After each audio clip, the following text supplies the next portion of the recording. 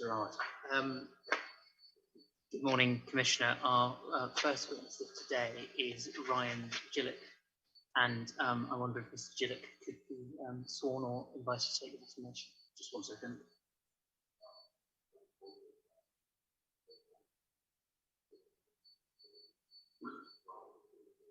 Certainly, yes. Thank you.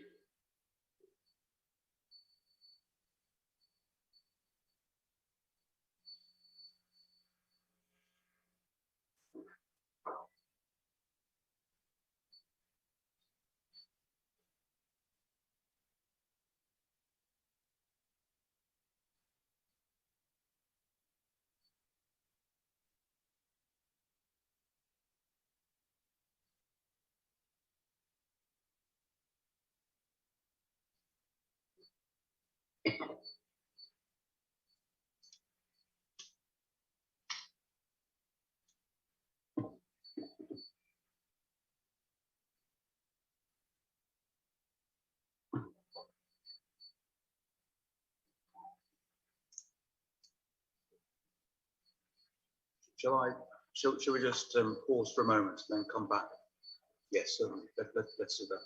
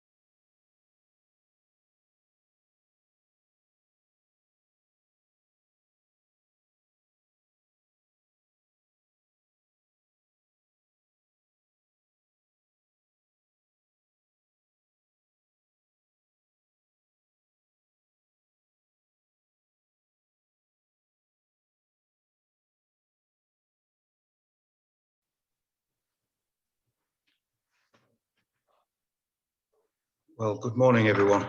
Again, I'm sorry about the delay, which was caused by a problem with the technology, the cause of which is a mystery, but it had a severe adverse effect on our ability to live stream and record, and I was unwilling to proceed without that being fixed. Thank you all the technicians who have now hopefully fixed that, and we're ready to proceed. And I think we were just about to swear in Mr. Geluk. Thank you for your patience, Mr. Geluk. No problem, thank you. Mr. Geluk, good morning. Would you like to swear an oath or make an affirmation? Swear an oath, please. Please, if you take the Bible in your right hand and read the words on the sheet in front of you. I swear by Almighty God that the evidence I shall give shall be the truth, the whole truth, and nothing but the truth. Thank you. Yes, Mr. Rowett. Thank you, Commissioner. Before I start my questions, can I just for the record note that there are no legal representatives for any participant present either in the hearing room or online remotely. We do have as we have had on the last 2 days, Mr. Andrew Gilligan of Martin Kenny and Co. Here as an observer. Thank you. Mr. Gillick, thank you for coming. Sorry, I think it's Mr. Geluk. Is that Geluk, right? yeah. Geluk. Geluk is fine, but yeah, Geluk, All yes. right. Despite having checked, I got it wrong, but No problem. Geluk, right, I'll remember that. It's best to sort it out right from the beginning. First of all, thank you for coming to give evidence to the Commission, but can we start off by asking you to give the Commissioner your full name, please? Certainly, Ryan Rokas Eric Geluk. What I try and do is keep the question short and simple, but if at any time I ask you a question that you can't understand, please do ask me to repeat it or rephrase it. Can I also ask, although I don't think it'll be a difficulty, but do keep your voice up and speak slowly so that we can get an accurate record of your evidence today. In terms of your current role, could you just confirm that for the Commissioner, please? Sorry, the current role as what I've been summoned here for, my current role with where? Your current job. Okay, sorry. I work for Managing Director for BDO Limited here in the British Virgin Islands. And what is BDO Limited? We are an accounting and advisory firm, global accounting and advisory network, I should say. And you alluded to why you were summoned here. It's right, isn't it, that you were appointed as the BVI government's representative on the BVI Airways Board of Directors? That is correct. If you look, you'll have one bundle, one large lever arch bundle in front of you. If you turn to page 817 in that bundle, please.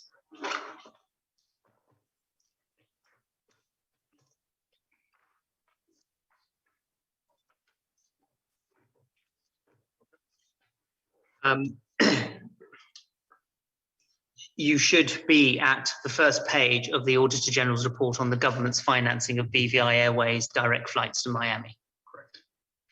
Now, from that and from evidence that the Commission has taken, we know that the BVI government in January 2015 commissioned BDO to provide a financial risk analysis in connection with BVI Airways. Were you involved in preparing that report? I was one of the persons involved in preparing the report, yes. If you go in that,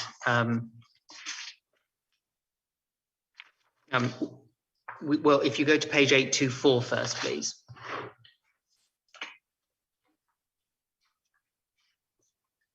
And just, although I'm sure you're familiar with the circumstances of BVI Airways, but just to give some context for the questions I want to put to you. At 824, it records, or the Auditor General's report records, that the government, having had initial meetings with a Mr. Bruce Bradley, then entered into a memorandum of understanding in June 2014 with his company, which was known as Castleton Holdings. One of the requirements under that memorandum of understanding was that a joint report, a feasibility report, would be commissioned And this was commissioned from a organization called Six Cell Consulting Group Incorporated. You can see that at paragraph 19 on page 825. And at the bottom, another joint report that was commissioned from Falco Regional Aircraft Limited was a pavement condition study. So that was a study of the viability of the runway to take the aircraft that were being proposed would be used by BVI Airways. Now, those two reports were ready before BDO's financial risk analysis report was prepared. Were those two reports made available to BDO in order for you to carry out your report? For what I can recall, the only one that I can recall seeing was a 6 report. The 6 report was, putting it neutrally, optimistic in its analysis of the proposal from BVI Airways. And if you go to page 827,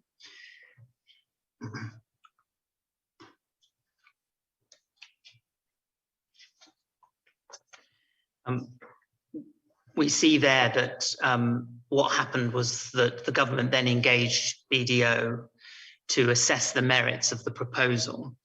And your advice was that the proposal was inequitable to the government. Sorry, just for the record, BDO's advice. BDO's advice. I just want to make that clear that though I do share two roles, I've been summoned here to talk sort of as a whole, as a director, but I recognize once in a while when you say you're, just wanted to refer that it's BDO's advice. Yes. I'll try and I'm seeing you both as BDO and as BVI Airways director, but we can't get to the second without going through the first. Understood. And so I'll try and say BDO and then and keep that separation that way. The BDO advice was not so positive. And if we go to page 839, forgive me. 839? Yes, please.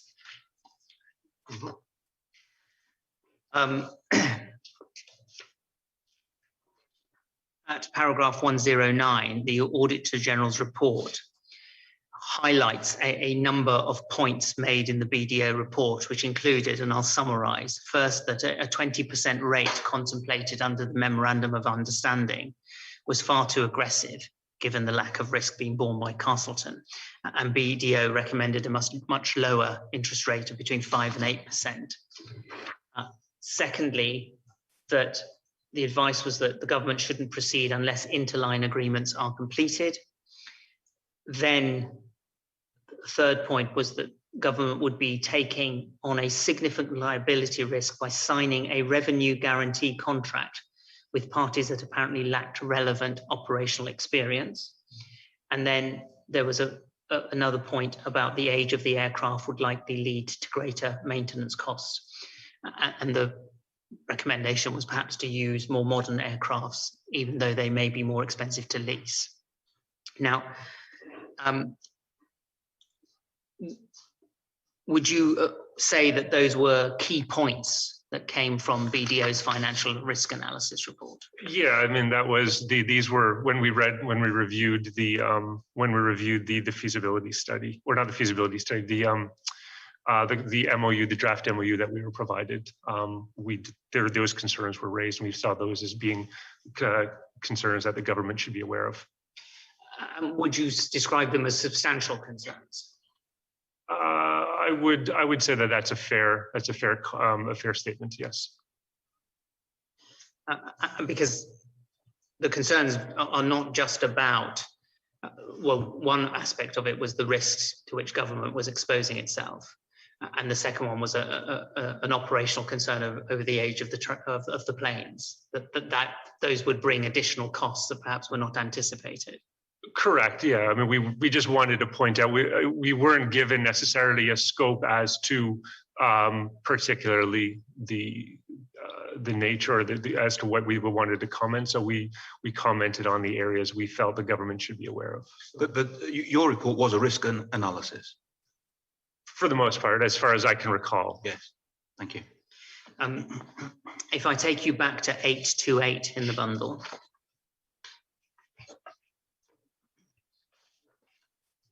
Actually, if we start off at 827, just so you have the context.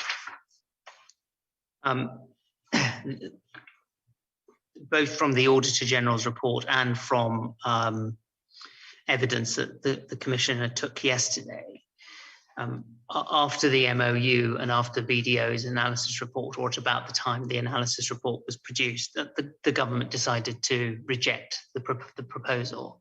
But there were subsequent discussions, and ultimately in August 2015, a position was reached, which led to a decision paper being submitted to the Cabinet. And the Cabinet then approved the project, but set out certain conditions. Now, if you go to 828 and look at paragraph 38, oh, sorry, 39.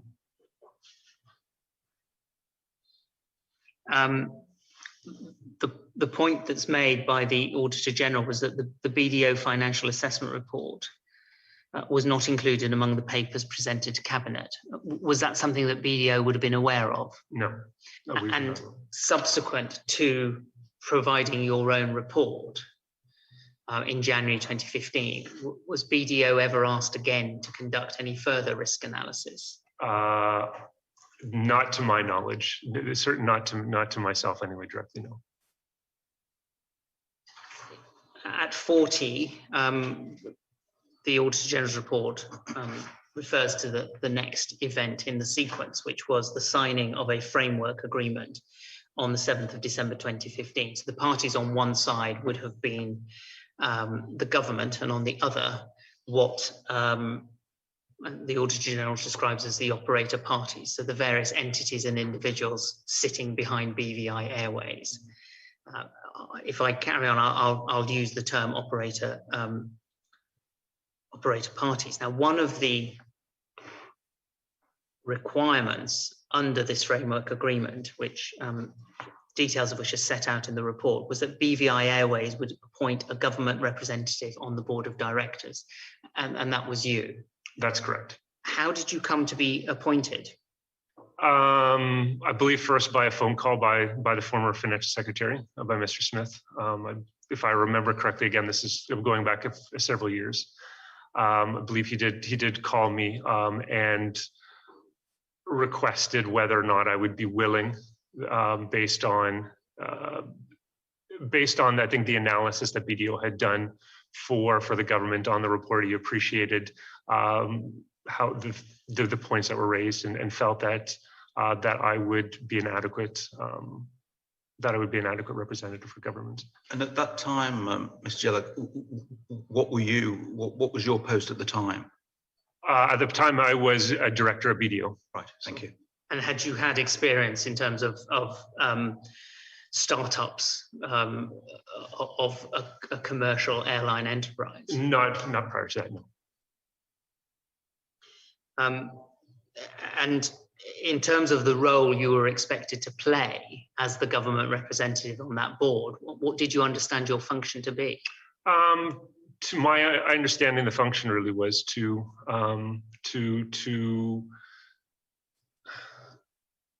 I guess look at to take into consideration the government's interests when decisions were being made, to ensure that the government's position was adequately protected for any decisions that were made by the board.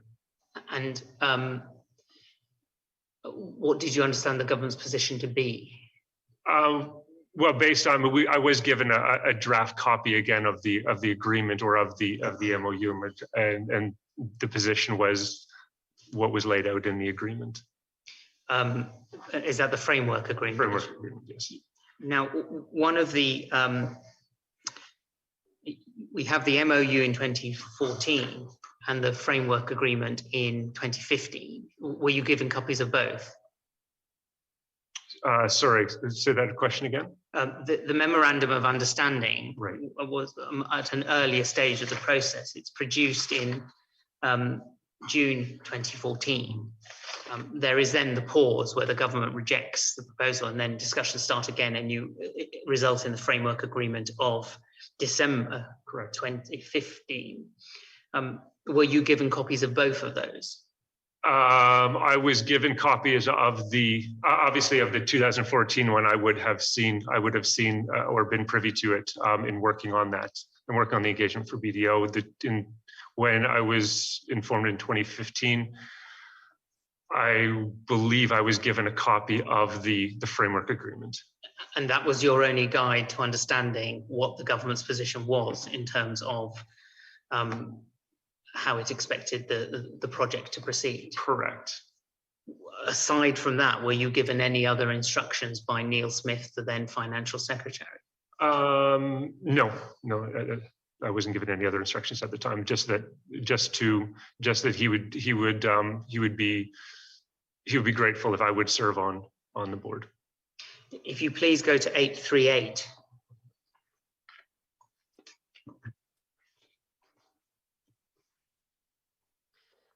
And just look at paragraph 101. Mm-hmm. Now, you're identified there as the nominee on the board of directors, and it says you were appointed as director in March 2016. Is that right? I assume it is, based on the Auditor General's comments. I was never provided with a formal indication as to what date I officially became a director. So I can't really comment on the official date, but the Auditor General's statement, she's typically very thorough. So I'm assuming that is correct. So were you provided with any paperwork to say you, Ryan Gillick, No, Geluk, sorry, apologies, but you're now appointed a director? No, I never received any formal documentation. You spoke to the Auditor General for the purpose of her preparing this report, didn't you? To the staff of the Auditor General, correct. And it says that and I'll read this out. You reported that you attended one meeting together with the Financial Secretary Neil Smith and the Chairman of the Tourist Board Russell Harrigan, which was held in Miami in September 2016. The airline at that time was still seeking approval from the regulatory authorities and appeared to be having difficulties with ASCI's delayed processing of the manuals and documents submitted. Apart from the Miami meeting, the director reported that he was not provided with information regarding the airline's operations, and the only set of financial statements received were unaudited and for the 15 months pre-operational period from commencement of the venture to 31st of March 2017. How did you come to attend that first meeting? I was contacted by Scott Wiseman at the time to attend the meeting as a director. So that was about the first time where I received any sort of formal notification of a director. Did you expect there to be further meetings? Absolutely, I did, yes. Well, from your experience, how often would you have expected a board of directors to be meeting on a venture like this? I mean, it's very difficult to make any sort of an analysis. I mean, it depends on what was going on, but I mean, at least probably a quarterly meeting would have been nice. Say that again, please. Sorry, I said a quarterly meeting probably would be nice, but it all depends as to what was going on and how often management saw fit. I mean,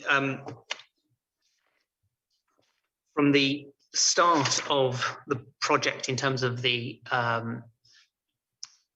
signing of the framework agreement, which was December 2015, to the date at which flights were expected to commence, which under the framework agreement as it was originally intended was going to be 31st of October 2016. Correct. That's quite a tight time frame, isn't it? I mean, in effect, in 10 months, the plan was to get up and running an operational flight between BVI and Miami, where people would be coming back and forth. All the staff would be in place, all the planes would be in place, all the infrastructure would be in place. That is a tight timetable, isn't it? It appears so, yes. Insofar as it appears so, it's the fact that you only have, or you're only able or informed of one meeting in March 2016, and you attend that one meeting. Sorry, the meeting was in September 2016. Correct. Sorry, you're right. Yes, my apologies. So even later, even closer to the operational date, did that not cause you? Did that cause you some concern as the director appointed? Yeah, I mean, it did, and I had contacted, or I'd requested contact with Mr. Wiseman on a few occasions to get at least an update as to what was going on. And what was the response to seeking that contact? As far as I can recall, I believe we did have one conversation somewhere in the area of about maybe June, July of 2016. I believe we had one phone call at that time to just sort of provide a high level update from what I can recall. Again, it's a long time ago, so I can't really tell you as to what the nature of the conversation was, but I remember it was essentially a general update as to where everything was. And what did you do with the information that you were provided in that one phone call? Nothing. It also appears from the Auditor General's report that you were provided with very limited, if any, information as to the financial position of BVI Airways. That's correct. Did that fact that there was so little information being provided to you cause you concern? It did, and I did raise that to the directors. Which directors specifically? I believe my email again was to Mr. Wiseman because he was my main point of contact. I can't recall whether I CC'd the other directors on the email or the few directors I might have had contact with, but I do recall that the email was sent directly to Mr. Wiseman. And what was the response to you raising concerns in that way? I don't recall I don't believe I received any response. And so in the absence of any response, I mean, what steps did you take after that? I did have a word with Mr. Smith, with the financial secretary. I mean, him and I were in frequent conversation, just more or less asking if I had heard anything. After that point in time, I think around that time, I did have a conversation with him, and he had asked me to raise. He had asked me, I think, to raise the issue, which I did to Mr. Wiseman, essentially saying that under the Business Companies Act, the director is able to get access to the information and is required to get access to any and all information to undertake their duties. So, did you have the feeling that you were being shut out? I did have that feeling at around that time. Yes, I mean this was subsequent to the directors' meeting.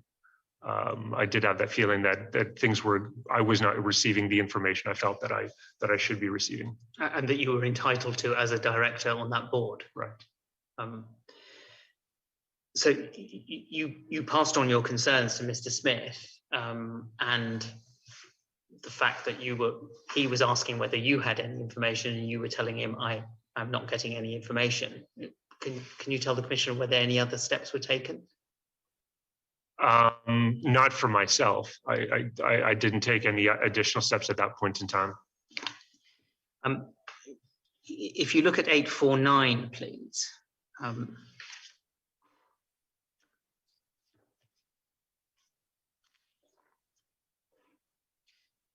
This is paragraph 172. Under the framework agreement, BVI Airways was supposed to submit quarterly financial statements to the government. And what the Auditor General notes is that the quarterly statements were never provided. Presumably you never saw any quarterly statements. I did not. Were you aware that they were not providing quarterly statements as they were required under the framework agreement? I was not necessarily aware, but was not surprised to hear that they weren't, because I didn't receive any information either. Was there any other reasons for you not being surprised? Well, as I said, it's because I hadn't received any information, any financial information. I wasn't surprised that government wasn't either.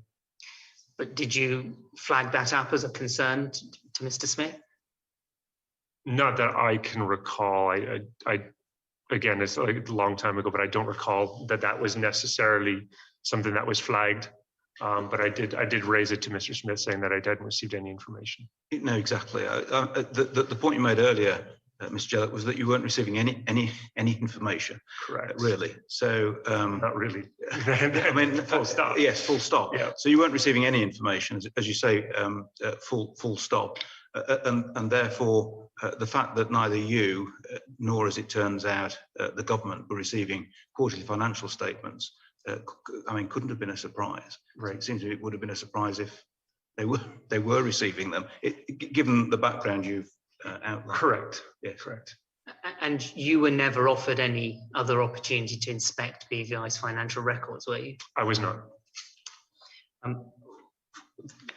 The initial prompt to this project was a introduction in 2013 between the then Premier, Dr. Orlando Smith, and Bruce Bradley, and that seems to have been facilitated by Lester Hyman, who was, from the Auditor General's report, the legal counsel and lobbyist for the BVI government in the US.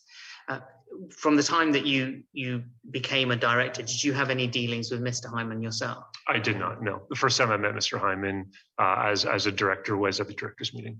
He was there? Yes, he was there. And what role was he playing at the directors meeting? I cannot recall. I believe he was introduced as a director. So he was introduced to you as a director of BVI Airways? I believe so. Again, a while ago, but I believe that's what he was introduced as. Were you aware that he was also someone who was advising the BVI government? I was aware in the past that he's provided legal services to the BVI government. I wasn't aware in terms of his role in BVI Airways necessarily. Only that I was aware that he was involved through an email from Mr. Smith that I'm trying to remember the email per se. When he had asked me to be director, he did mention Mr. Hyman was involved. But did he clarify, from your recollection, did the email clarify what role Mr. Hyman was going to play? As far as I can recall, he didn't give one per se. He said he wouldn't be surprised if Mr. Hyman would be a director. So, one of the pieces of information that the cabinet did have right at the beginning when it approved the project was that Castleton, which was the company owned by Bruce Bradley, would be investing $6 million into the enterprise. As it turned out, that was not incorporated into the framework agreement. All the money appears to have come from the BVI government and none from other investors. As a director, were you ever told that there were other people investing in BVI Airways? I was not, no. Were you ever told that what may be called the major players, such as Mr. Bradley, Mr. Wiseman, and Mr. Willoughby, that they had invested in the project? I was never informed that they had invested in the project. No, the framework agreement made it appear that there would be investment in the project, but I was never made aware that that no investment was made. And you weren't, I mean, you say the framework agreement gives the appearance that there would be investment, but you were never told that there had been any actual investment. Correct. The framework agreement, if I remember correctly, used the term reimbursement, which made it appear that there would be funds. And were BDO ever asked to advise on the framework agreement itself? No, no, sir. If you could give me a moment, please, Commissioner. Thank you. Those are my questions, Commissioner. Can I conclude, first of all, by thanking Mr. Geluk for coming and also for the way that he's given his evidence today. Thank you. Yes, and can I echo that? Thank you for your time. It's somewhat longer time than we'd hoped, but thank you for your time and thank you for the very clear way in which you've given your evidence. Very helpful, much appreciated. Thank you. Commissioner, could I ask you just to rise briefly whilst we get the room ready for the next witness? Yes, thank you very much.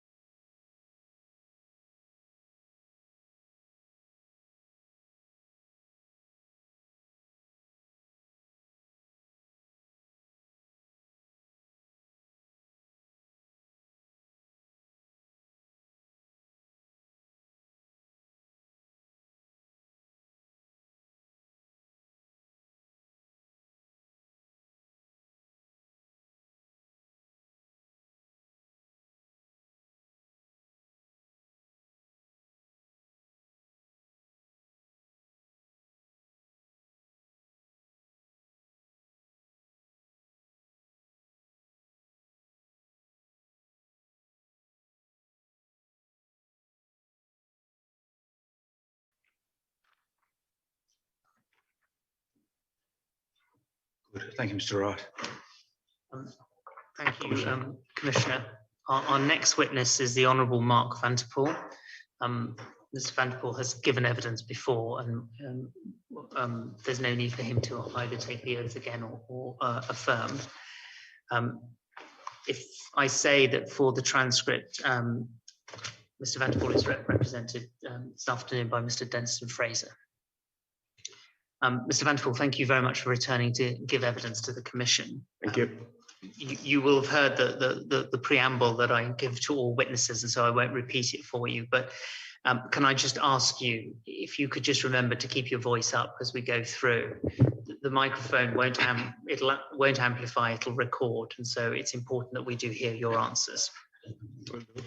The reason that the Commissioner has asked you to return to assist further is in relation to the cruise ship pier project in Wickham's Quay 1. You were sent, and your lawyers were sent a bundle of documents which were essentially reports prepared by the Auditor General, and in particular, she prepared a report in relation to the port development project, and you will find that in, I think it's probably the bundle that I think it's the other bundle that's in front of you, that one, I think. Yes, if you go to page 619.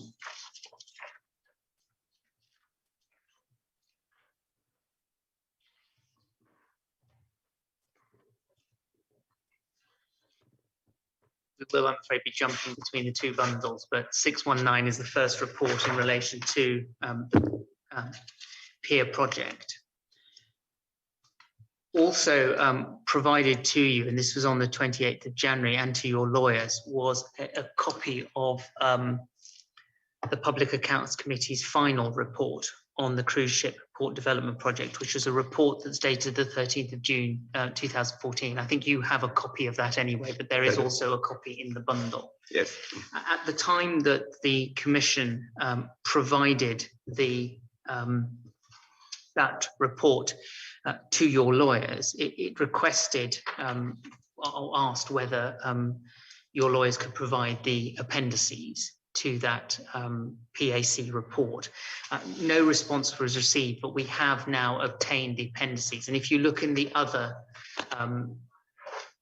lever arch file, what you will find is at the beginning is the report itself, but after the tab that you'll see other appendices, which if I say for the record, are essentially, I suppose, a note of the evidence that was taken by the Public Accounts Committee.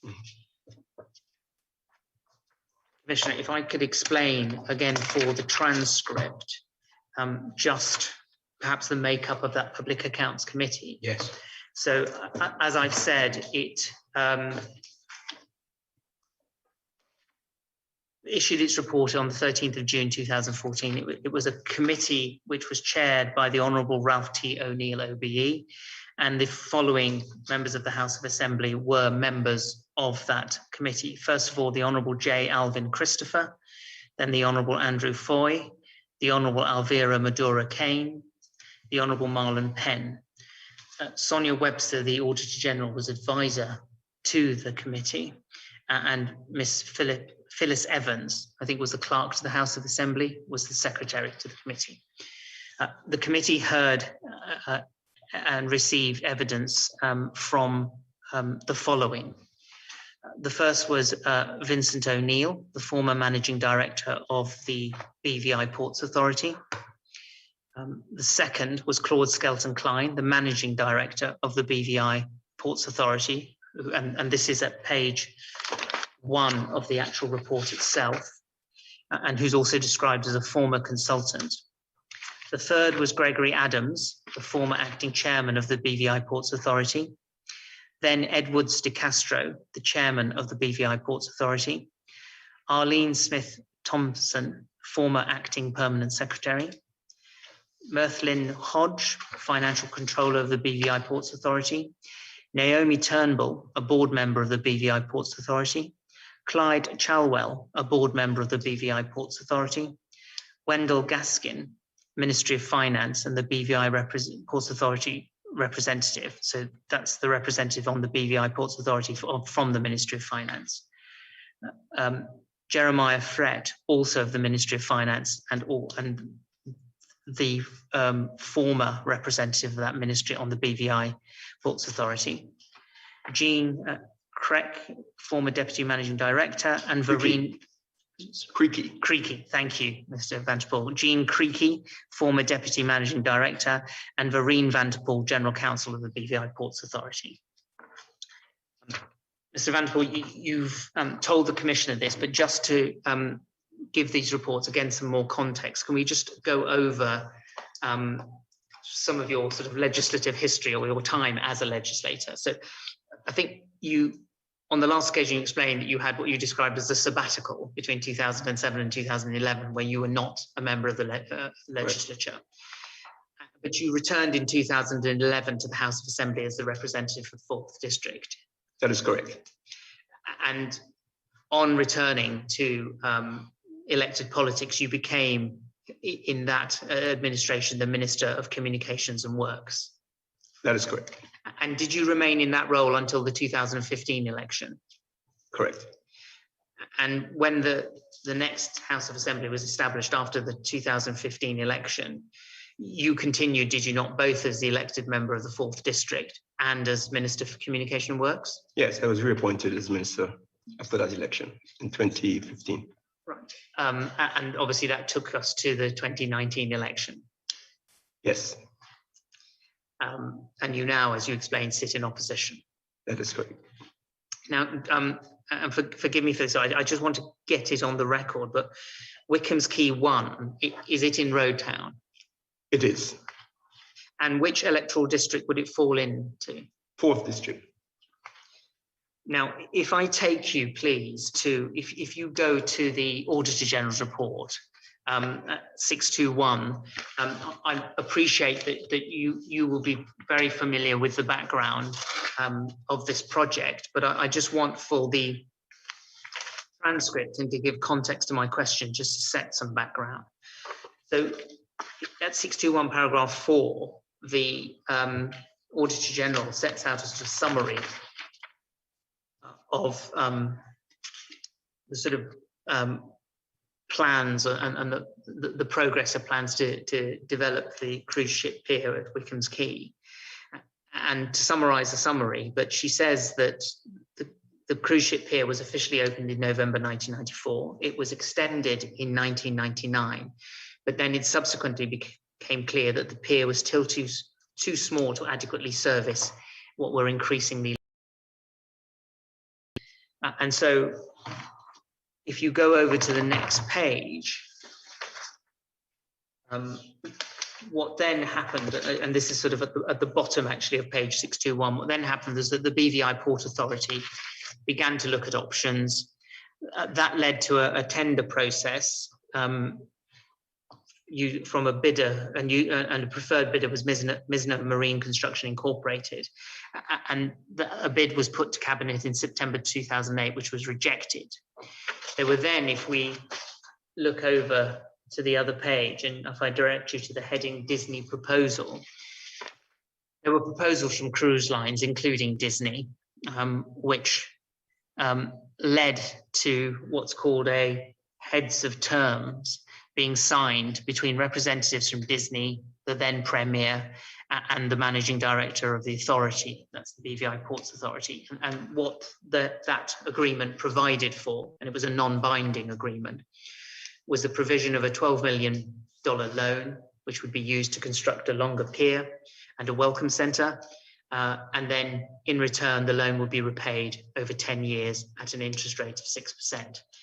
Disney were to have preferential berthing privileges at one of 2 berths for 15 years. Now that's the background. I think the important point of Venice to you, Mr. Vanterpool, is to say that obviously that was going on at a time when you were not in politics. That is correct, yeah.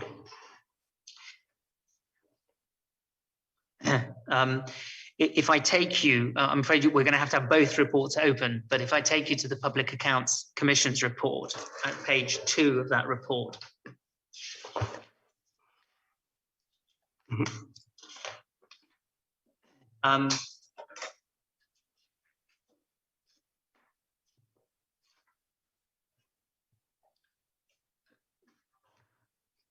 If you look at paragraph 7, the Public Accounts Committee essentially summarizes the background in similar terms to the Auditor General. But the point they made that I wanted to draw your attention to at paragraph 7 was that the process was managed, negotiated and driven by the Ports Authority Board. But what the Public Accounts Committee's report goes on to point out is that in November 2011, several things happened.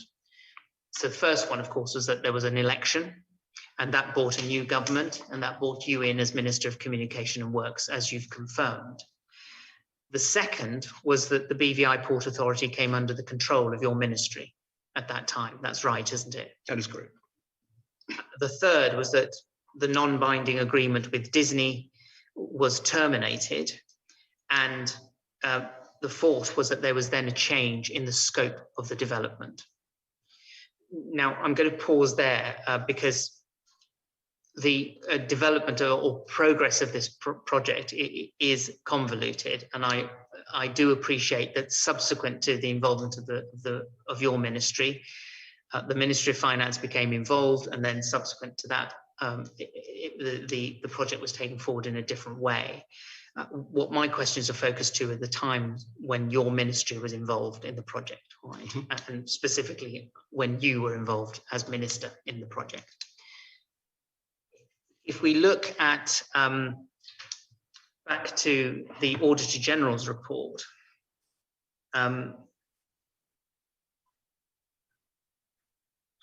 what she says, and this is again to give us background, but this is at her paragraph 20 in 623.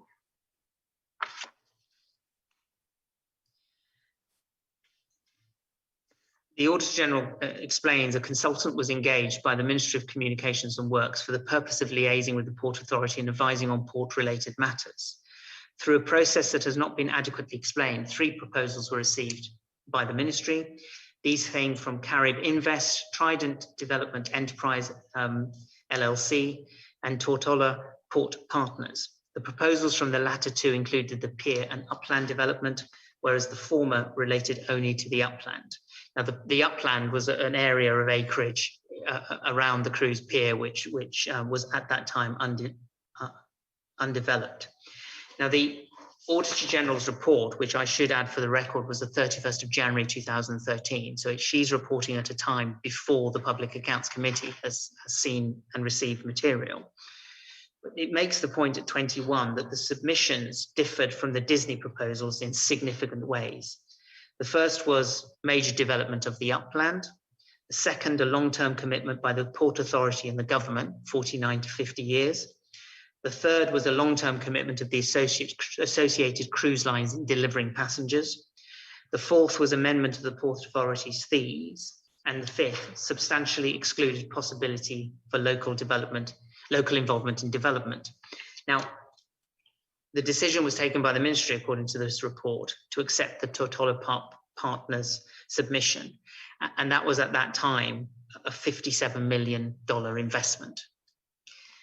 I think if we go over to 27, on the next page, I just draw your attention to this. As the matter progressed, the proposed investment increased from $57 million to just over $70 million. And that's what the Auditor General's report recorded.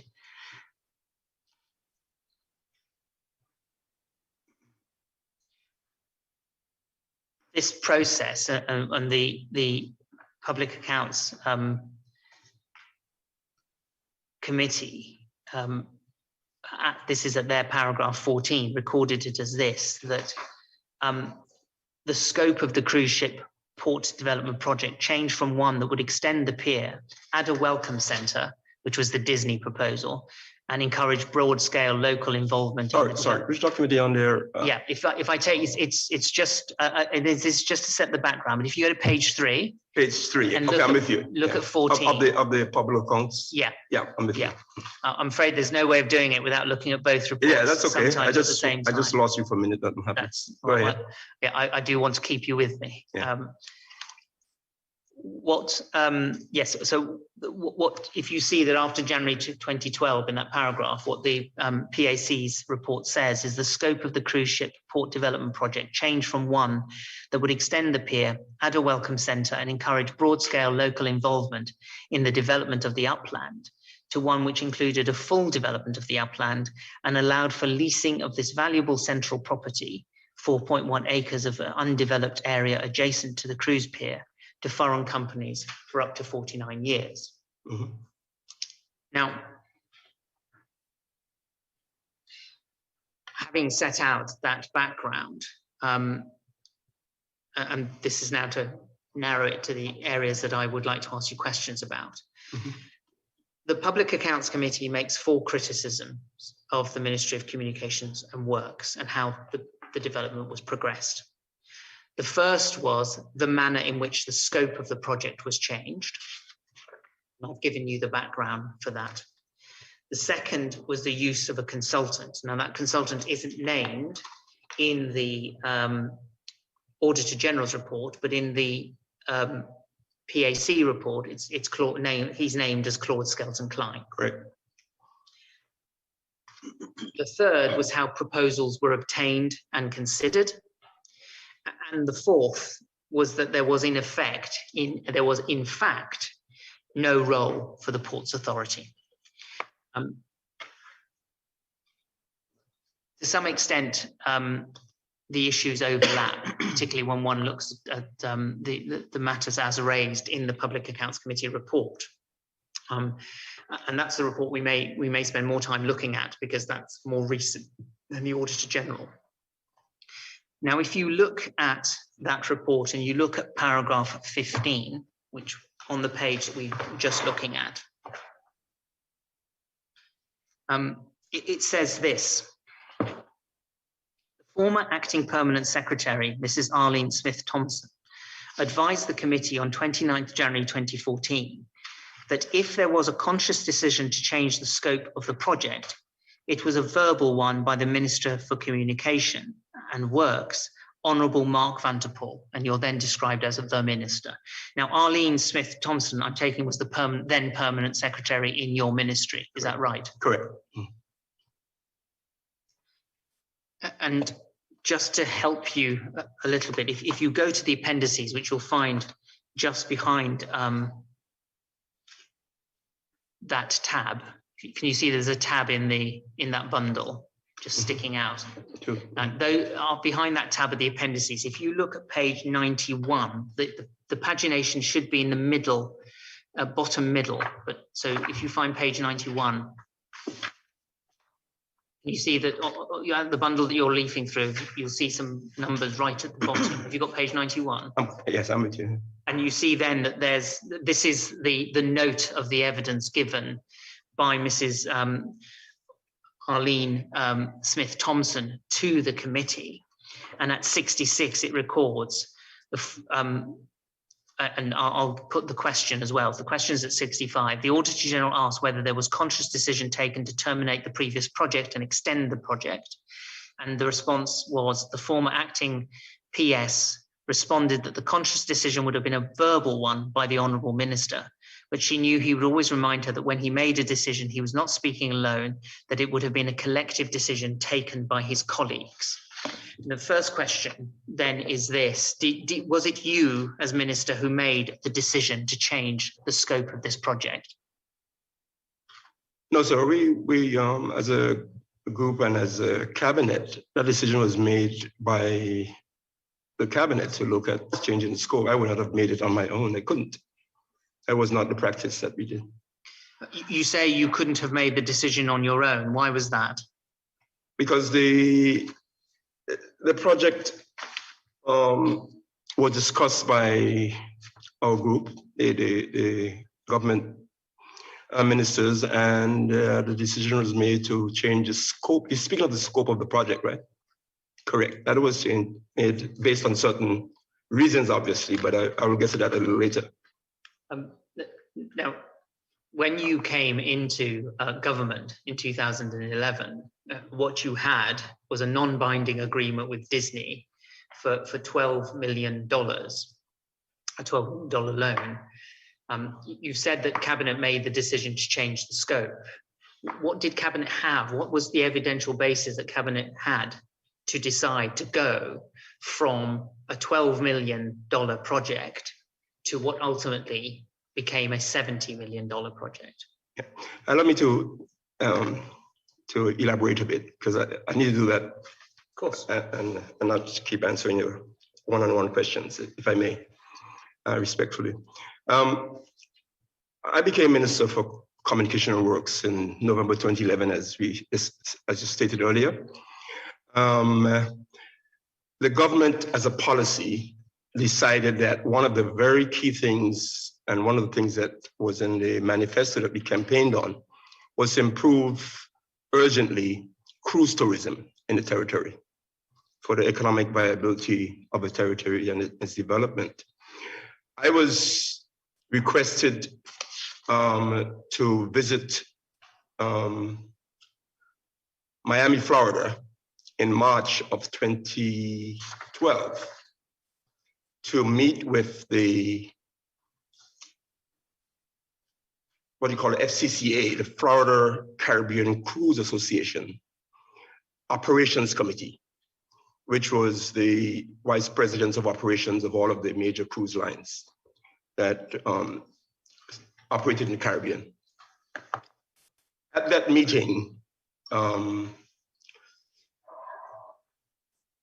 I was a bit appalled by the approach to me as minister from the committee that BVI definitely didn't seem to be interested in cruise tourism. And the reason for that is that for many years, and many ministers visited them in the past, indicated their interest in developing the cruise pair and the cruise pair and the upland for many years, and nothing had happened. In fact, one of the major vice presidents who were there literally made his very, I would say, insulting piece and left, and said there's no reason he should be in the room to discuss any further with the BVI because they absolutely had no interest in cruise tourism. I made, following that, at the end of that meeting, I made a full commitment as minister responsible for ports to that body that we are very interested in cruise tourism, and I will return to the BVI and take their report to our group, the cabinet, in terms of what we may need to do to attract more cruise tourism in the BVI. From then on, we started to investigate what was needed, what size ships would be coming, what kind of dock would be needed. And based on that, and later on, following a report from an engineer, I think it's called Moffat and Nichols, I think it's mentioned in the chief author's report also, we were advised of the scope that we needed to build for a cruise pair in the Virgin Islands to be able to accommodate the new class of ships that were coming to the Caribbean. And that is why the scope was changed. We set about to look at how we'll build the pair. And that $12 million that was suggested by Disney did not include the upland development or the land side of it. Therefore, we went about and decided that we wanted to develop the upland also.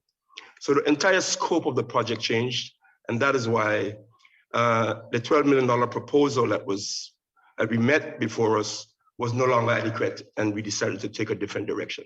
I hope that answers some of your questions that you may have had. When you went to this meeting in Miami, did you bring someone from the Ports Authority with you? Yes. Who was that? I can't recall now, but I think at that time we had either one or two representatives with me, someone from the Port Authority and someone from the ministry. I can't recall the exact. I mean, I read out at the beginning some names. So Vincent O'Neill, the former managing director of the BVI PA, the former deputy managing director whose name you corrected for me, Gregory Adams, the acting chairman, Edward De Castro, the chairman. Were any of those involved? I can't recall. I'm sure the record will be there if you can want to find it a little bit. Would have been in the ministry. We can try to get that information for you. Were you aware, if we look at this, if we look at, go to page 1 of the PAC report.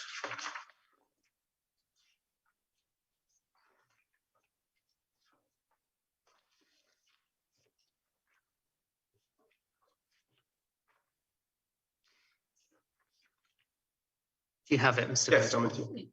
If you look at what the committee says about the BVI Port Authority, they say it's a body corporate established by the British Virgin Islands Port Authority Act 1990 with perpetual succession and common seal. As an independent legal entity, the authority may sue and be sued and perform such other acts and functions as body corporates perform. The BVI Port Authority is governed by a board whose members are appointed in accordance with its constitution.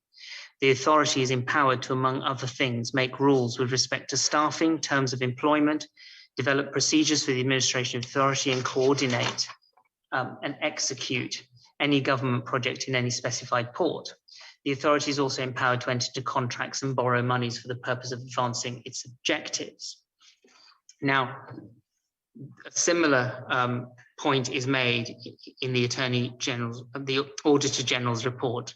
Commissioner, I won't read it out, but if you'll note, it's at 624 in the bundle. What I've just said out there, do you accept that that was the remit of the Ports Authority at that time? That it was an independent body corporate? Can I refer you to the Port Authority? The Act for the Port Authority, Port Authority Act 1990, if I may, Commissioner? Yeah, yes, we haven't got it.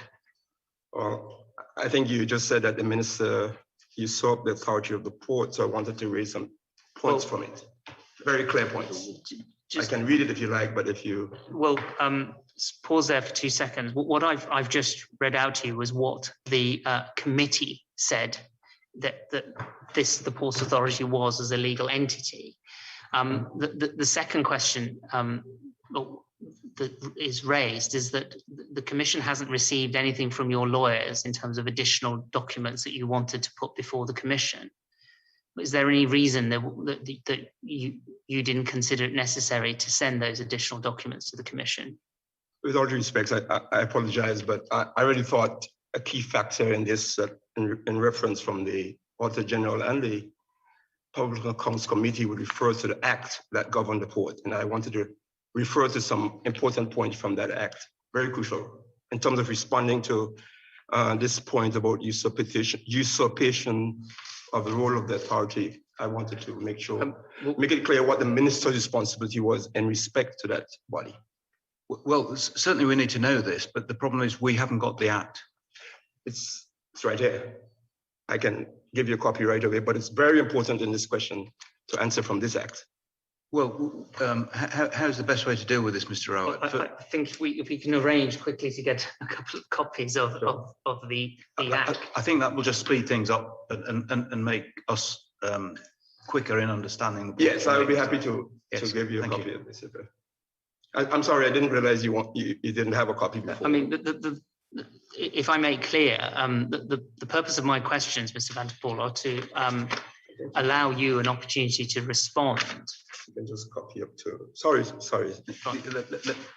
let Mr. Vanterpool do this first. You can just copy page 25, but other than that, you can copy the entire act if you wish. But page Up to 25 is what I'll be referring to. And how many copies do we need, Mr. Rawat? At least one for you and one for me, but it's Yes. that's probably it, isn't it? It is, yes. Yes, two copies, please. Thank you very much. Or perhaps if shall we try and carry on and then see if I can come back to that point if I may. Sure, depends on what your question is. But Of course, yeah. and whether or not you have any other documents that, Yes. that you need to refer to. I don't think so, but that's simple. But can I just make clear? I mean, one of the questions I will ask you is what response you made, and I'm not going to ask it now. I'm going to ask it later once we've gone through this. But what response you made at the time to the criticisms that were made of you by the Public Accounts Committee, because these are not criticisms coming from the Commission. These are commissions coming from a committee of the House of Assembly. But in the context of the evidence that the Commissioner has heard, it's important for you to have evidence from you as to the context of those criticisms. Appreciate that. And I assume the committee will have had the Act in front of it, because it relates to the governance of the board. It must have, so I hope it did, but I can't attest to that. No. Was there any reason you didn't give evidence before the committee? I never understood that, and even before the Auditor General, because I've been accused of things without, but that's the way it was done. I never gave evidence. You didn't give evidence, but did you ask to give evidence? No.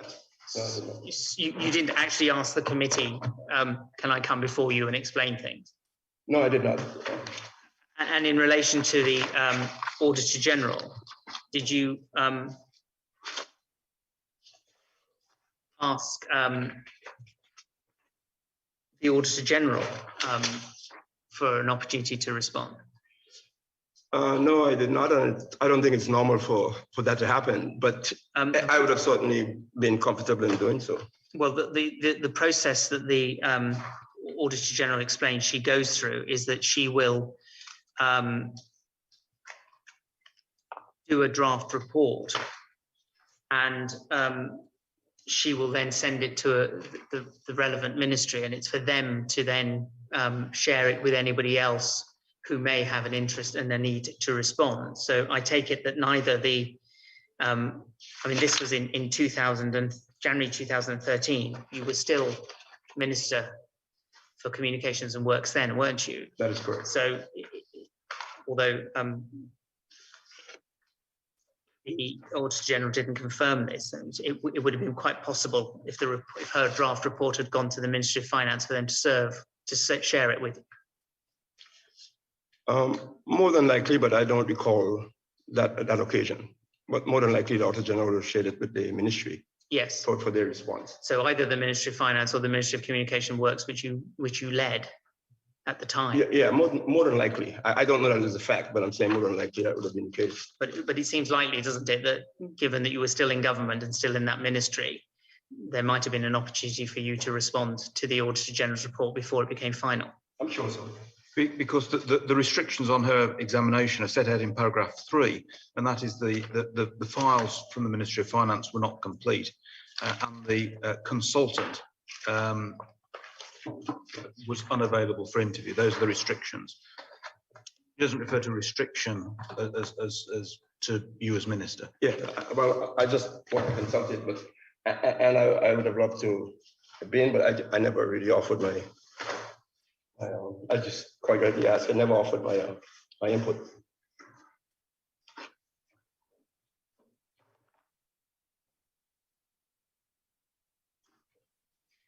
Well, that first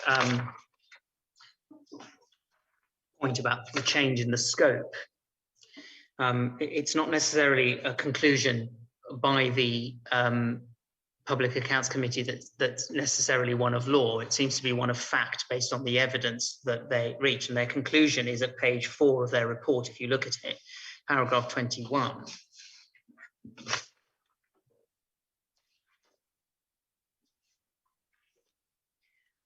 Do you have that, Mr. Vanterpool? I'm with you, yeah. I'm going to read it out exactly as it's written. Mm-hmm. And under the heading conclusion, it is as follows. The committee, in considering the information before it, concluded that the project was commandeered by the Minister for Communications and Works, and the scope changed between November 2011 and January 2012 without consultation with the BVI Ports Authority Board and without a prior cabinet decision. So there are 3 points that are made in that conclusion. The first is that it was done, and this is on the evidence that they received, that it was done without consultation with the BVI Port Authorities Board. Was that a conclusion that you accepted at the time? No, the scope of the project was discussed at length with the ports managing directors, with the there's a date when we first went to the Port Authority Board and explained what we were about. And I don't remember whether that date coincided with this time, but the Port Authority Board was informed of what we were doing, is the point. I'm sorry, that doesn't necessarily answer the question. The question concerned consultation with the Ports Authority Board. You say that they were informed as to what you were doing. The Port Authority Board was fully aware that it was a policy and intention of the new government, of which I was minister responsible for ports, to build a bigger pier to accommodate bigger ships.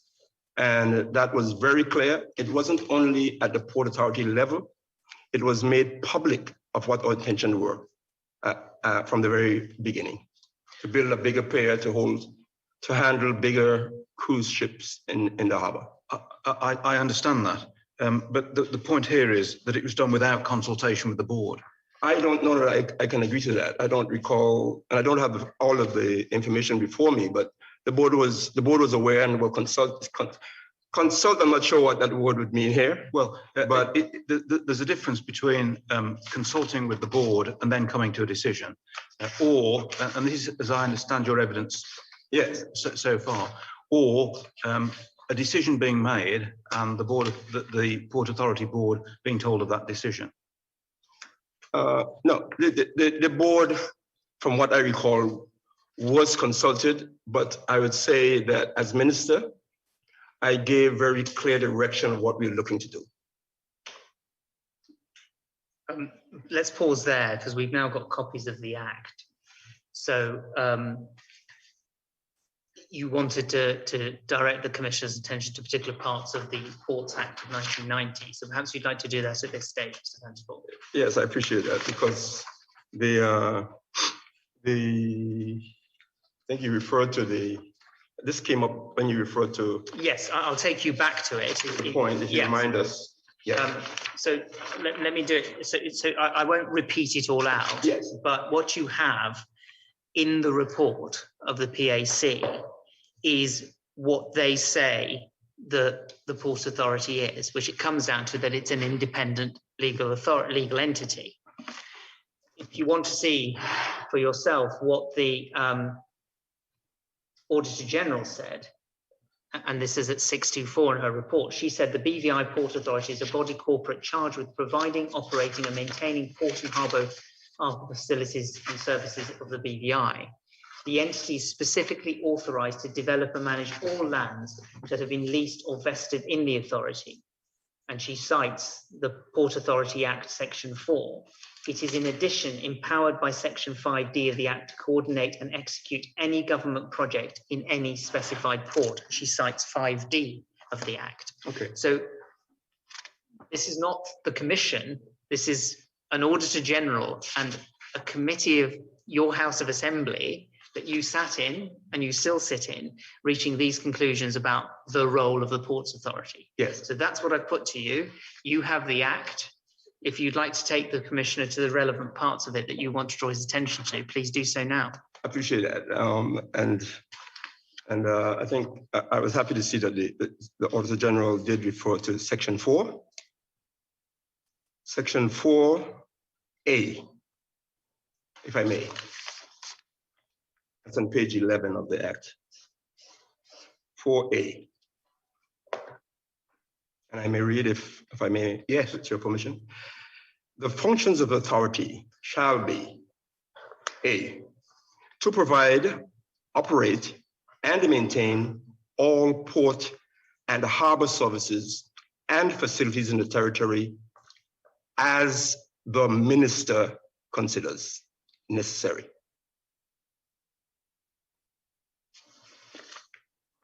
As the minister considers necessary. If I may go to 4F. In fact, let's begin from E. The Port Authority is to develop and manage all lands, including, and you just referred to that, all lands, including lands on or under the seabed leased or vested in the authority. F, to perform such acts as the minister determines. 19. As the minister determines. And report to the minister at such times as he requires, respecting the matters to which this act relates.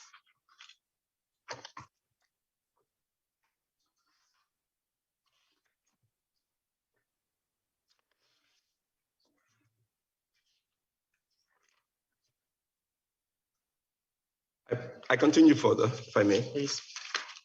Section 7, which is part 3, page 15.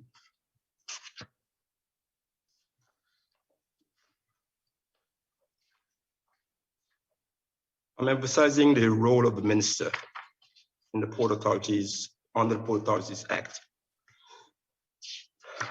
7.3. The authority shall, at least 2 months before the commencement of each financial year, submit to the minister in respect of such year and in such form as he approves. A, estimates of capital expenditure for his approval. No capital developments, in other words, can be done under the Port Authority without the approval of the minister.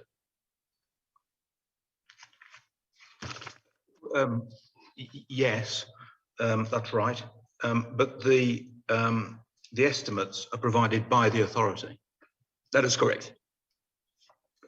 Yes, That is correct. yes, thank you.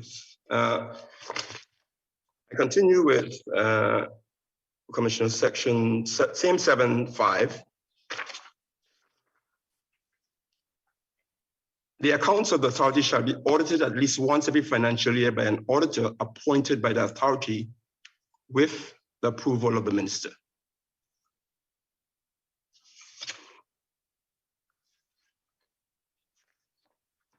I continue, Commissioner, under section 19.1,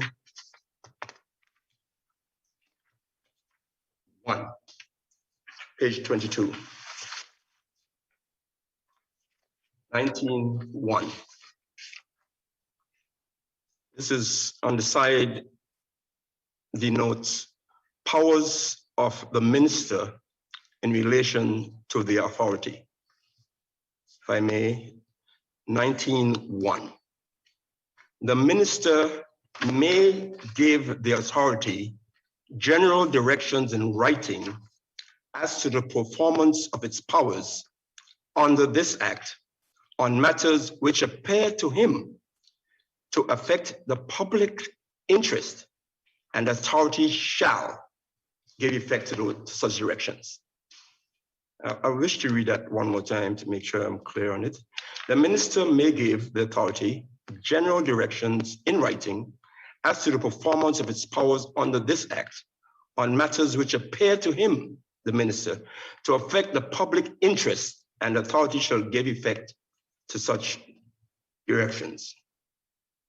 The minister, too, the minister may from time to time direct the authority to furnish him in such form as he may require returns, accounts, and other information with respect to the property, to its property and business, and the authority shall carry out such direction.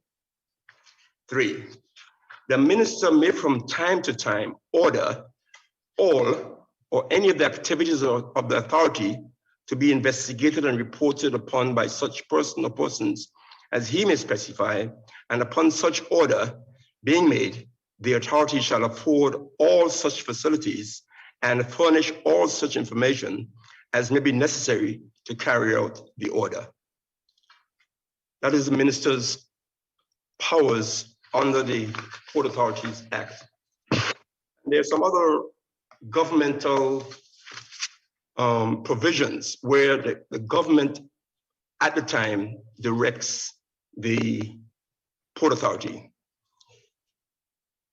21, if I may refer. The authority shall, with the approval in writing of the governor in council. I'm sorry, this is 20, part 4, page 22, same page we were on a minute ago. section 20, subsection 4. No. 21. Yes, got it. Thank you. The authority shall, Commissioner, with the approval in writing of the government council, now called the cabinet, appoint a managing director and a deputy managing director. So the authority is a legal entity, yes, but under the law with certain provisions that are under the authority of the minister in some cases and under the authority of the cabinet. I just want to be absolutely clear as to what your position is on this before Mr. Rowers asks you any further questions. So are you saying that because of the terms of the Act, the Ports Authority is not an independent authority? I think you are saying that because you're saying that it's subject to the minister telling them what to do. Commissioner, I'm not making such assumptions. I'm just reading the laws and the Act to show that while a statutory body is established under the Act of 1990, the Act does stipulate what are the powers of the minister and the cabinet with respect to the BVI Ports Authority. That's all I'm trying to point out. But is it so it's not an independent authority? That is not for me to assume. I'm just going by the laws of the Act. Okay. If I may, respectfully, Commissioner.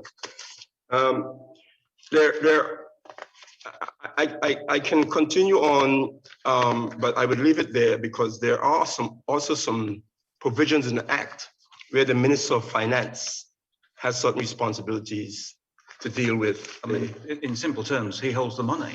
Yes. Which is precisely. So he's quite important in terms of finance. Precisely my point. Yes. In terms of the Port Authority has to get direction, especially with approval of the capital budget. I mean, it has to get its money from the Ministry of Finance, as do all the ministries.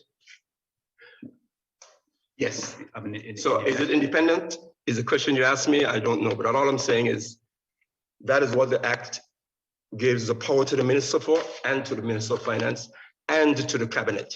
No, thank you. And it is important in the context of the project that we speak about. That's all I wanted to point out, Mr. No, thank you very much. I appreciate your tolerance. You've referred now, the Commissioner, to the Act, and obviously I've taken you to what the Public Accounts Committee in June 2014 understood the status of the Ports Authority to be. I've taken you to what the Auditor General in January 2013 understood the status of the Ports Authority to be. I think in answer to the Commissioner, you're not, or you don't feel able to say one way or the other what you understand the status of the Ports Authority to be. All I'm saying is I fully understood what my powers were as Minister and what I was responsible for to the Cabinet and what I was responsible for to the Minister of Finance. So that's what I'm saying. But in effect, what my position has been and what it continues to be is that we were elected to carry out a policy for ports development. We decided what policy we wanted to carry out, and as Minister, I was entrusted by the Premier to carry out that policy, and that policy was to urgently build a cruise spare and upland development.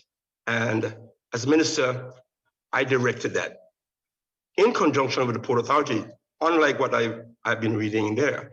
But that was my responsibility ultimately, to carry out the directive for the policy of the government under the act that I was responsible for under the BVI Ports Authority as minister. I read the powers of the minister in there very clearly. Well, let's take it in stages, because you've helpfully obviously read the Public Accounts Committee's report. You've confirmed that you didn't appear in front of it, nor did you seek to appear in front of it. At the beginning, I read out the list of people who gave evidence to that committee, which included members of the board, and former and current chairs and managing directors of the board. Let's take you back to paragraph 21, page 4, because we were going through that before we had to look at the act itself. But I just want to give you an opportunity to respond. And I think we've canvassed one of them. There's 2 more for us to go through. Okay. Now, the first one was without consultation with the BVI Ports Authority board. Now, the criticism, and we'll try and put it fairly and squarely, it's one that we may need to develop as we go through this report, but it is this, not that you were sort of doing anything in accordance with your powers under the Act as the designated minister. It is that you, and link it to this word, the first allegation is that you commandeered the project. And it wasn't that the Ministry of Communication and Works commandeered the project. The criticism Absolutely, that is made. absolutely untrue. May I finish? I just want to make that. May I finish? Clear, yeah. And then I will give you an opportunity to answer. It's very important to hear. Thank you. But the criticisms of the Public Accounts Committee are 3. You, Mark Vanterpool, commandeered the project. So not your ministry, you yourself as minister, because that's what they referred to. Secondly, you did it without any consultation with the statutory authority responsible for that pier. And third, that you did it without a prior cabinet decision. So take the first 2. You've answered the second one, I think, but link it to the first. Did you commandeer the project? No, I did not. Well, how, given that the committee took evidence from people on the Port Authority, how could it have come to what you now say is such a wrong conclusion about your conduct? I recommended to the government as minister that there's a project that it needed to pursue that needed a change in scope that was there before. And that recommendation was taken and pursued. One may want to term it commandeering, one would want to term it whatever they wish. But I took that as my responsibility as minister to execute the policy of the government at the time, under the permission given to me of the Act, of the BVI Port Authorities Act of 1990. And that is what I did. Persons may say what they think, and I can't contradict them. I won't contradict them in terms of their views, but I'm telling you what was my view and what was my position and what was my intention to execute that project, to ensure it was executed. But if one steps back from these criticisms, what it gives the impression of is perhaps of an over-energetic minister who pushes the Ports Authority to one side and says, I'm going to deal with this, I'm going to get this project through. Now, you've taken the commissioner to various provisions of the Port Authority Act. You need to let me respond to some of what you said, because you called me an over-energetic minister. No, I've said who pushed aside the authority. I need to respond to that before you go to the others. Mr. Vanterpool, I absolutely will give you an opportunity to respond to everything. Trust me. Yeah. But let me respond to that. No, because let me put it into this context. Please. Okay. And the context is this. This is not what I am putting to you is the impression that the conclusion gives. Yes. And so I've put it to you as an impression, and now I'll let you answer that impression. Yes. So I'm saying I am happy to be called an over-energetic minister to achieve the goals and objectives of the government in the interest of the public. But the impression that was given there that I push aside the board is totally incorrect. I've certainly got that point from your evidence. My difficulty is that the Public Accounts Committee heard evidence, not I understand from you, but they heard evidence from 10 people from the BVI Ports Authority, 10, because they're listed on page 1.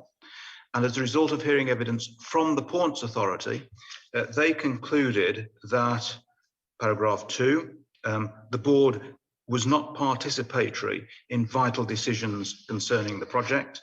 And then paragraph 21, that they were not consulted, and on the basis of their evidence that the project was commandeered. So we've used the term impression, but the conclusions of the Public Accounts Committee were based on a lot of Port Authority witnesses. I just don't understand how they could have come to that view other than on the evidence of the Port Authority witnesses. And I haven't, because it only came in yesterday, looked at the, certainly in any detail, at the evidence before the PAC, which is in the appendices. I just don't understand it.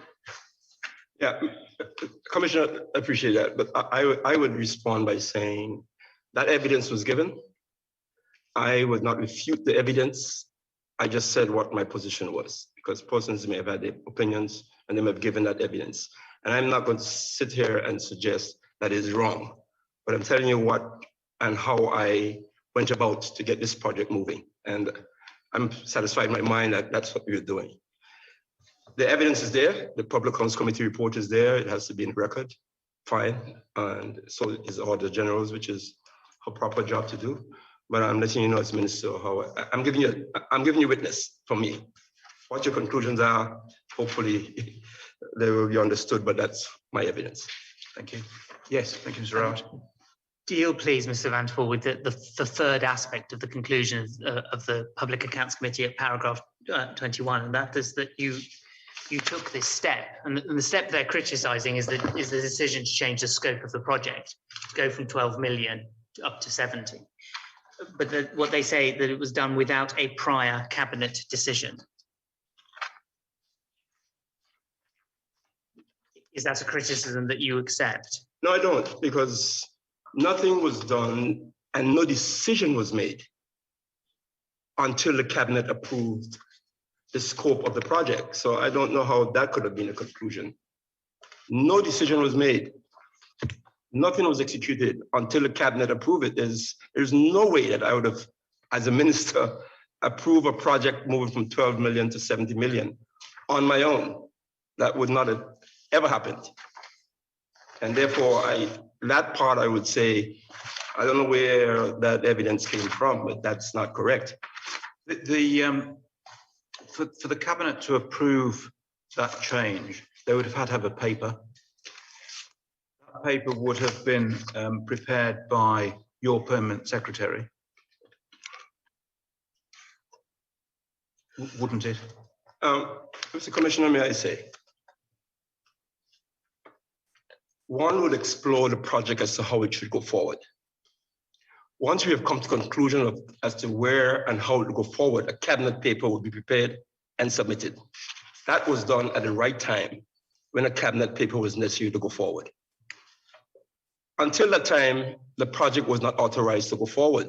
So I am not agreeing that it could be a decision. It was not a decision until cabinet approved the decision to go forward. But explorations had to be made before, facts had to be prepared and presented to cabinet, and it was done in due course for authorization. But to go back to my question, the paper to go to cabinet would have been prepared by your permanent secretary. Yes. The Public Accounts Committee heard evidence from, I think her, but anyway, your acting permanent secretary, who said she never prepared a cabinet paper. Yeah, but she may not have prepared a cabinet paper because the decision was not made as yet. If that was the case. No decision was made on this project without cabinet's decision. And we can check the evidence for that. I don't have it, but that was the case. To pick up on the Commissioner's question, by the time that Mrs. Arlene Smith-Thompson is giving evidence to the Public Accounts Committee, and she was your acting permanent secretary. She's giving evidence in 2014. Now, by then, the matter had moved on, because by then, by 2012, it's actually the Ministry of Finance that take over. So we're looking at the conduct of yourself as the minister and your ministry, Communication and Works, sort of between 2011 2012. So your acting permanent secretary comes in 2014, and in 2014 she says, "I didn't see a cabinet. I didn't put a cabinet paper together." That's the point of the Commissioner's question. And I respectfully put to you, Commissioner, that between that time, there would have been a cabinet paper to approve this project, and the evidence was mischecked, but I put it to you, there's no way that we could have reached that point without a cabinet decision. That was impossible. Could I just ask you to just to respond to one particular aspect of Mrs. Arlene Smith-Thompson's evidence? I'm taking you to the appendices, so it's the documents that are behind the tab.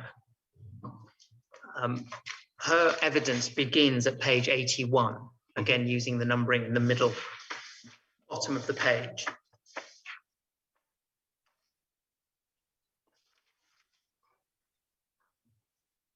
And that's the first page. I hope you should see that written in there's a section that's in attendance, and Mrs. Arlene Smith-Thompson's name appears. Could you go to page 86, please?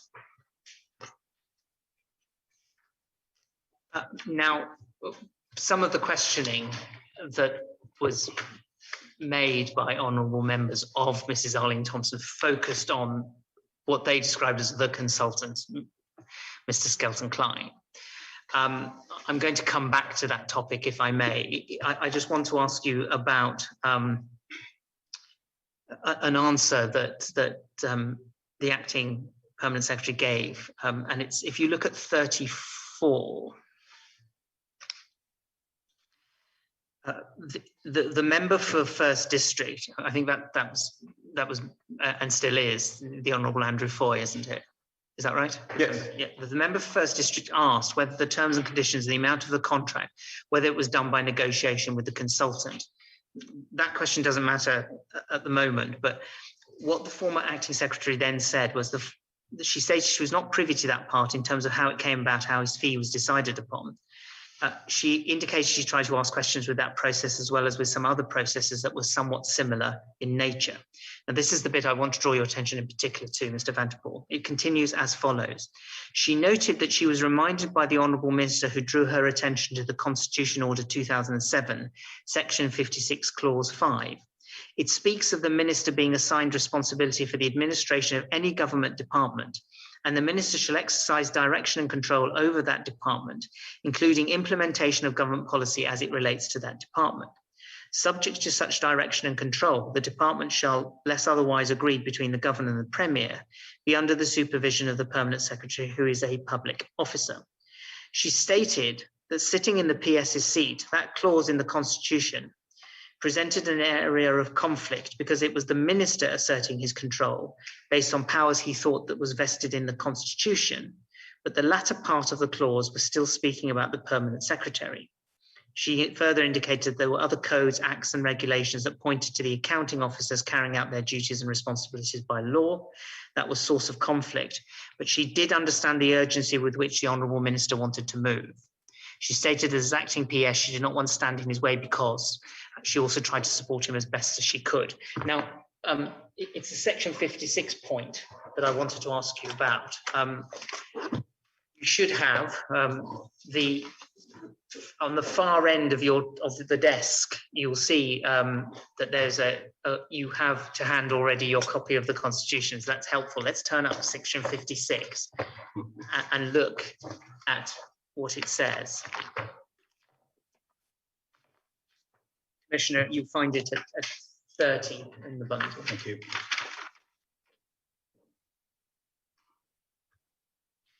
And this is going back to the point, the criticism that was made, and the Commissioner has your answer on it, but the criticism that I've taken to about effectively that you usurped the role of the BVI Ports Authority. Because what 56 effectively does in one is that it through the governor assigns to a minister responsibility for the conduct of any business of the government, including responsibility for the administration of any department of government. Do you have that? Yeah, give me 1 second. Looking at something. 56. Okay, Commissioner, with you. I'm sorry. Yeah. So under Section 56, there is an assignment of responsibility to ministers. So effectively, that's the clause in the Constitution that means a minister is responsible for a department. Yes. And 5, which is what the acting PS was referring to, says where a minister has been assigned responsibility under this section for the administration of any department of government, the minister shall, subject to this Constitution and any other law, exercise direction and control over that department, including directing the implementation of government policy as it relates to that department, and subject to such direction and control, the department shall, unless otherwise agreed between the governor and the premier, be under the supervision of a permanent secretary who shall be a public officer. But 2 or more departments of government may be placed under the supervision of a permanent secretary. So the acting PS's evidence seems to be twofold, that there is a tension within Section 56 between the role allocated to a minister and the role allocated to a permanent secretary. You have been a minister more than once. You have run government departments. Do you see Section 56 as presenting that tension between the role of minister and the role of permanent secretary? No, I don't. I respectfully submit, because first of all, let me say that I think all my permanent secretaries I work with, including the permanent secretary at discussion, I think supported myself as minister in my role, and we may have had differences, but I was well supported. And from what I can see here in the Constitution, it is very clear that the minister is responsible for directing the ministry. Very clear. And with the support of the permanent secretary, the minister directs the ministry, as it says here, exercise direction and control as the minister over the department, including directing the implementation of government policy as it relates to the department, and subject to such direction and control, the department shall, unless otherwise agreed between the governor and the premier, be under the supervision of a permanent secretary who shall be a public officer. But 2 or more departments of government may be placed under the supervision of one permanent secretary. So, my understanding with that is very clear and very simple. And the policy of the ministry and the permanent secretary would work with the minister to execute his policy.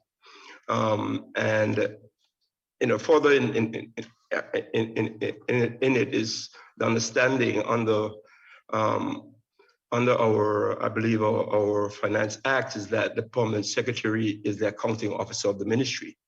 But I understand it clearly here that the minister directs the ministry.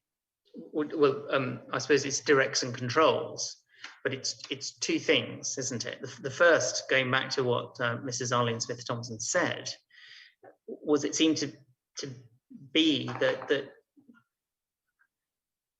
her evidence was, in effect, that you as minister was relying on effectively clause 5 to say, well, I'm the person in charge and what I say goes, and that therefore you could, because you were the minister, and rely on Section 56 to effectively take over the functions and roles of the BVI Port Authority. Would that be a legitimate point to make? I think I clearly pointed out earlier what I saw my role as minister with respect to the BVI Port Authority.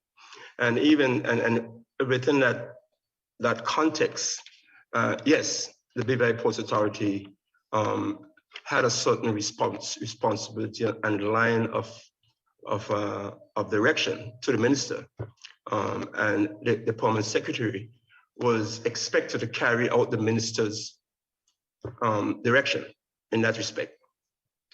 But the second point was a wider one,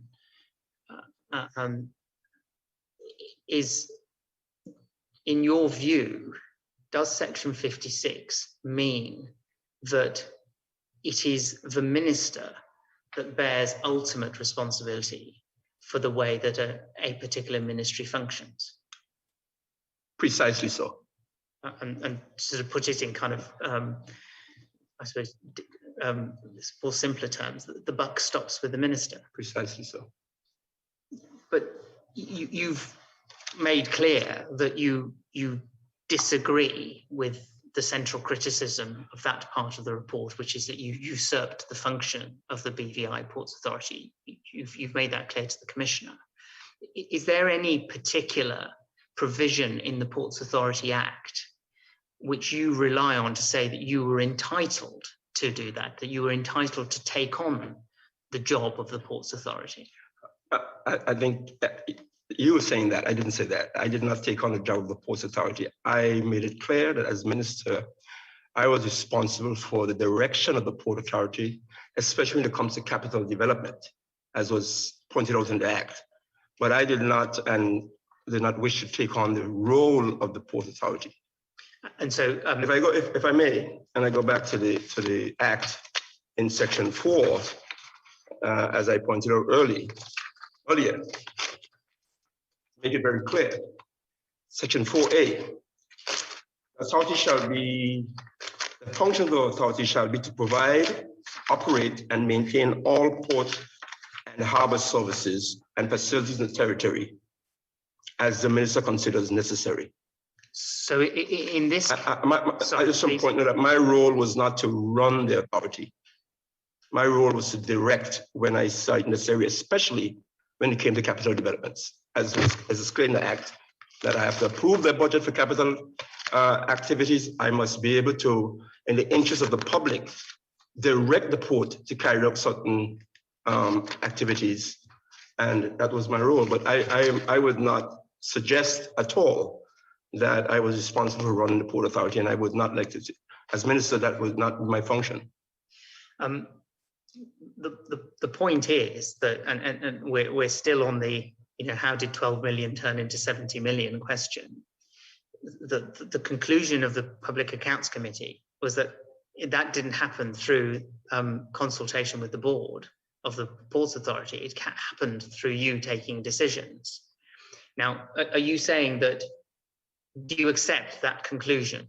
No, I don't. I did not make any decisions, Commissioner. So with all due respects, I, as minister, cannot make financial decisions of that nature. So who made that? Without the cabinet. No, we'll come back to the cabinet. Yeah. Because I want to come back to the cabinet anyway. But in respect of the Port Authority, my understanding of your evidence is that under Section 5 of the Ports Authority Act, you were entitled to direct them to embark upon a project not for 12 million, but for 70 million. That is not a relatively small project, but a big project involving the pier and the uplands. Yes, Commissioner, but I must qualify that very clearly. This scope of project did not come about, the change in scope of project did not come about by just myself as minister directing that it should be changed from 12 to 70. It came about after due diligence and research and advice from engineers and the consultation with the cruise ship lines, that this is the size and scope of the project that was necessary. One, that was the pier. The upside development of the project, the landside development, was a policy decision made by the government to develop the landside. That's the government's policy. And I directed that to the port, that is what we wanted to do. And that's how the project became what it became. The upside development ended up costing $35 million, or $36 million. and the port development ended up costing about the same. And that's how the project came to what it became. The scope was changed. We felt that the project needed to come to that level, and very clearly, I'm very comfortable that it came to that level because of what it has done for the economy of the BVI and what it will do for the economy of the BVI in terms of the scope and what we developed. And it did start generating before the hurricane. Very high numbers, 700,000 passengers came to the BVI in 2016, Mr. Commissioner, because we developed that new port.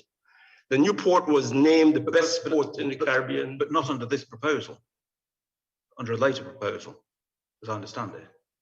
Yes, but not under this proposal, Commissioner, but it's under the general policy. We can come to how it got to that proposal. No, and how we've executed it. But under the general policy, Commissioner, that we were going to build a port to be able to manage cruise tourism in the BVI to the level that was suggested. No, I understand that high level policy. Okay. Just going back to the cabinet decision for a moment before I forget. You say that the decision was not taken before the cabinet decision. It couldn't be. No, but whether it could or couldn't be. There's no way a minister in the Virgin Islands government can take a decision to spend $70 million without a cabinet decision. Please go back to the cabinet records. I wish I had access to them now. No, but go back to the cabinet decisions and find where the decision was made, and I will be happy to. No, exactly, because the window is very small. Yes, the time window is very, very small, because the cabinet decision must have been between November 2011 and January 2012. With due respect, Commissioner, why would you say that? Because both of these reports concluded that the decision had been made to go from $12 to $70 million in that period. That is not correct. And what else to show me the evidence to make you believe that? That is evidence that people, Mr. Commissioner, the Public Accounts Committee is the right committee to investigate what is happening. But until you show me where a decision was made by January 2012. Well, that was their conclusion. That is not correct. No decision was made to change this. The decision was made to change the scope, yes, or the recommendation. Let me use that word because no decision was made as yet. A recommendation was made to change the scope based on the fact that we wanted to accommodate bigger ships in the BVI. A recommendation was made. So I just want to make clear what we're talking about here. So you accept that no cabinet decision was made on this before January 2012?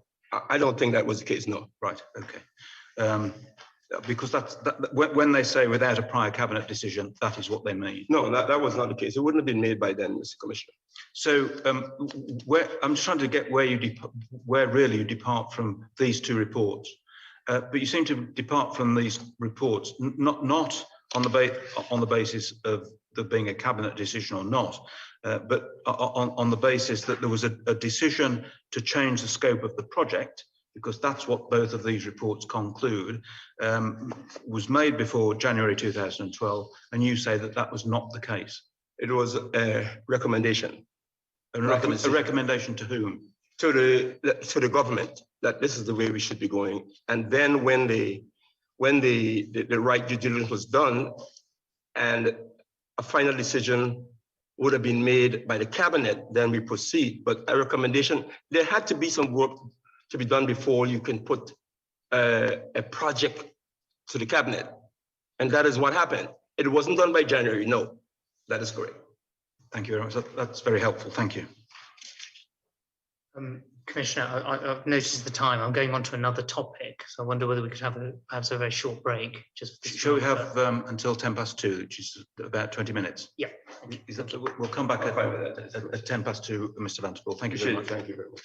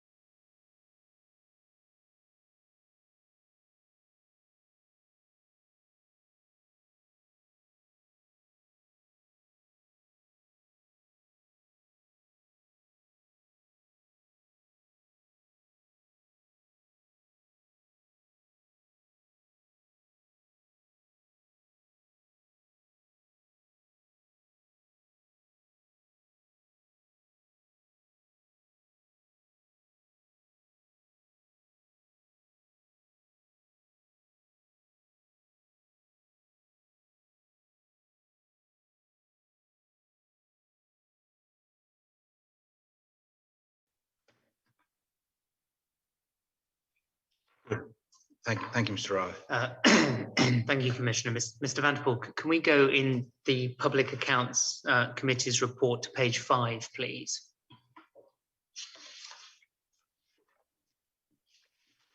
I told you that there were 4 criticisms of, that one can derive from this report, and we've dealt with the first one. The next 2, which was the use of Mr. Skelton Klein and then how proposals were obtained, are covered together in this part of the report. And if I may, can I just take you through them? If you look at paragraph 22, what the committee said it found was that the public tender process had been completely disregarded by the process engaged by the minister in late 2011, early 2012. It then goes on to say that the ministry engaged a consultant in the person of Mr. Claude Skelton Klein on contract from 1st December 2011 at a salary of $96,000 per annum to manage the ministry's projects, hereinafter referred to as the former consultant. The former consultant, in his evidence on 20th of February, stated that he'd signed a contract with the permanent secretary at the behest of the governor. Examination of the contract document indicated that the former consultant signed a contract with the Minister of Communication and Works, and no mention of the governor is made in the contract. Minutes of Public Accounts Committee meeting dated 20th of February 14. Now, what was your reasoning for recruiting? Sorry, I'll go on. What the report then says, the minister would subsequently introduce Mr. Claude Skelton Klein to the board of the authority on 3rd of May 2012 as a consultant who will be working along with the various groups regarding the negotiations for the cruise ship port development project. The former consultant had previously been engaged by the immediate past government as a consultant for youths and was an unsuccessful candidate for the ruling party in the recently concluded general elections. The committee was not provided with evidence of Mr. Claude Skelton Klein's experience as a port consultant. The evidence presented before the committee showed that the minister, with the assistance of the former consultant and to the exclusion of the permanent secretary and the BVI Port Authority Board, embarked on a plan to develop the cruise ship dock and upland without engaging any essential preliminary processes such as a needs assessment, cost benefits analysis, scope development, and cost estimates. Now, what was the reasoning for bringing as a consultant into the Ministry of Communication and Works someone who's said to be a consultant on youth to negotiate contracts with large cruise ship lines? I, as minister, felt that we needed a person in my ministry focused on the policy that was made by the government to carry out the development of a cruise pier and upland. And based on that, as minister, I wanted to appoint someone who would be the focused person. It was the expectation, and that's how we executed it, that that individual will consult with the right individuals who will advise us as to how to develop the sport. But I wanted a focused person. And that's when we selected Mr. Claude Skelton Klein to be that person to work closely with me in the ministry to ensure that that focus was there. If you look at the appendices at 90, this is the appendices to the PAC committee report, and this is in the taking you back to the evidence of Mrs. Arlene Smith-Thompson. And she was being questioned now by the member for the 1st District, so that's the Honourable Andrew Foy. But in the course of questioning, and this is at 61, the Honourable member says this, that the reason he was asking about the whole scenario with the consultant was that he would not at this time question the experience, but as a former minister who was given the very same consultant as a youth expert, he was flabbergasted to hear that right after the November 2011 general elections, transformed him into a ports expert. And that was the reason he was inquiring as to what was on the resume. But since the acting PS could not remember the contents of the resume of the consultant, he would leave the matter there for now. So this was the point that was being taken by members of the committee back in 2014. Now, your answer is you needed a focused person. My question was, why did you pick someone who was going to be paid $96,000 per year and whose background, as the committee understood it, was in dealing with young people, to deal with a multi-million-dollar expansion of the cruise ship pier? If the question is finished, yes, sure. it began with why. Also, it's why did you pick him? Very clear, Commissioner. As I said, I selected someone who worked closely with me to focus on what we're trying to achieve. I did not select someone to be an expert on ports development. That person, along with our directions, and along with the Port Authority involvement, would be responsible to me as minister to ensure that we got the expertise and the right direction in carrying out the port development. And we went about that, got the right engineers, got the right advice from various entities to be able to execute the port. I did not appoint a person or a consultant to be an expert on ports development. I appointed a person to work closely with me as minister to be entirely focused on this development and advise me as minister as to the persons that we were able to seek advice from, engineers, the cruise ship companies, the various persons. As minister, and I felt responsible to make sure this was happening, I wouldn't have the time to do it. My permanent secretary couldn't be entirely focused on this. And neither could the port's managing director entirely focus on this. I wanted somebody who was entirely focused on the port's development project to make sure it was executed. And that is why I appointed at the time Mr. Claude Skelton-Klein.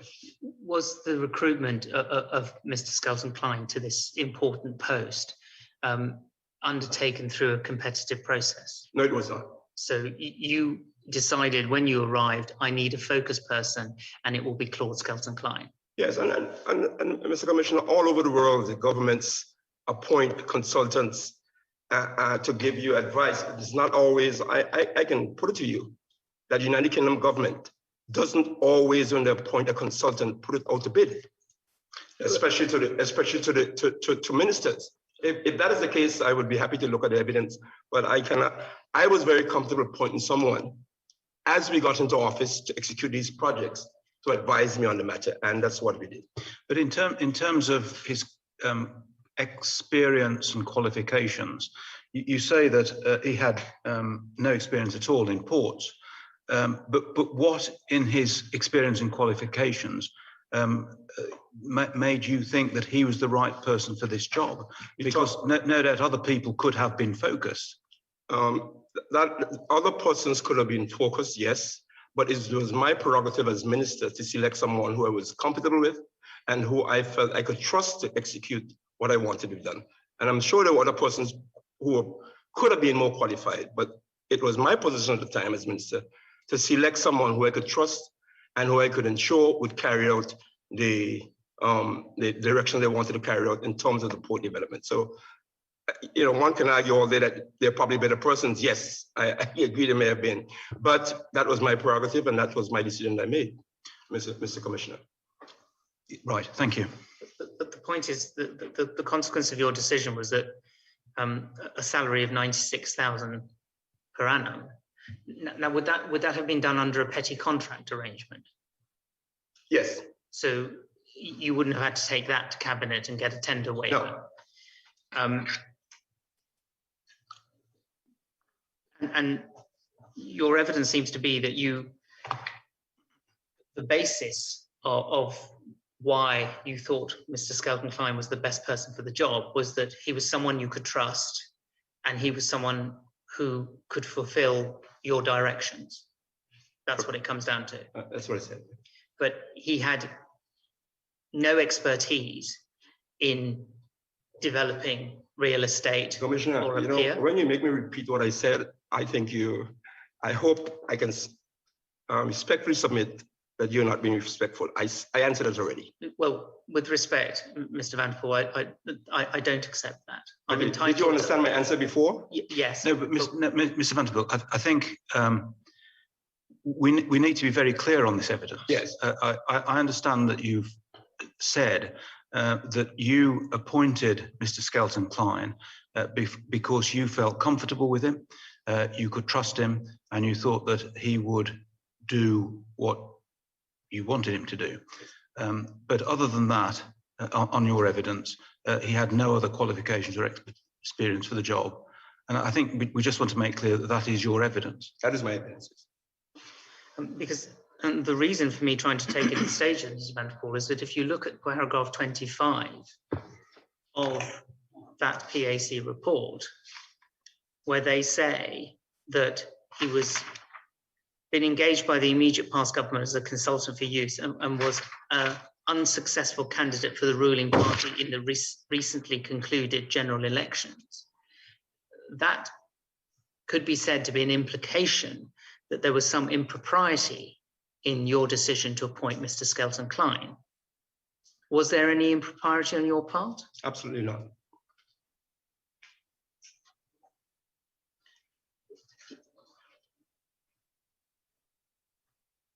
If you go on, please, to go through and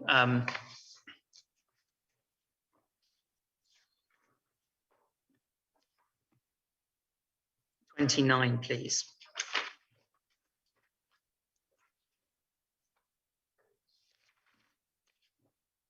So this is the continuation. Now, bids were sought, as we saw at the 26. They say you embarked on a plan with Mr. Skelton Klein.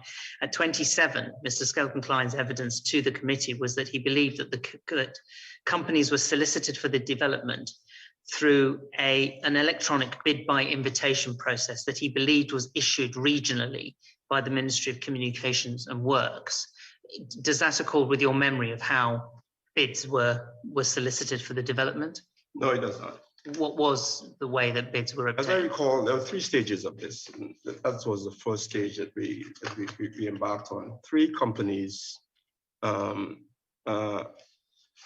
who indicated interest in the port development were invited to make presentations to the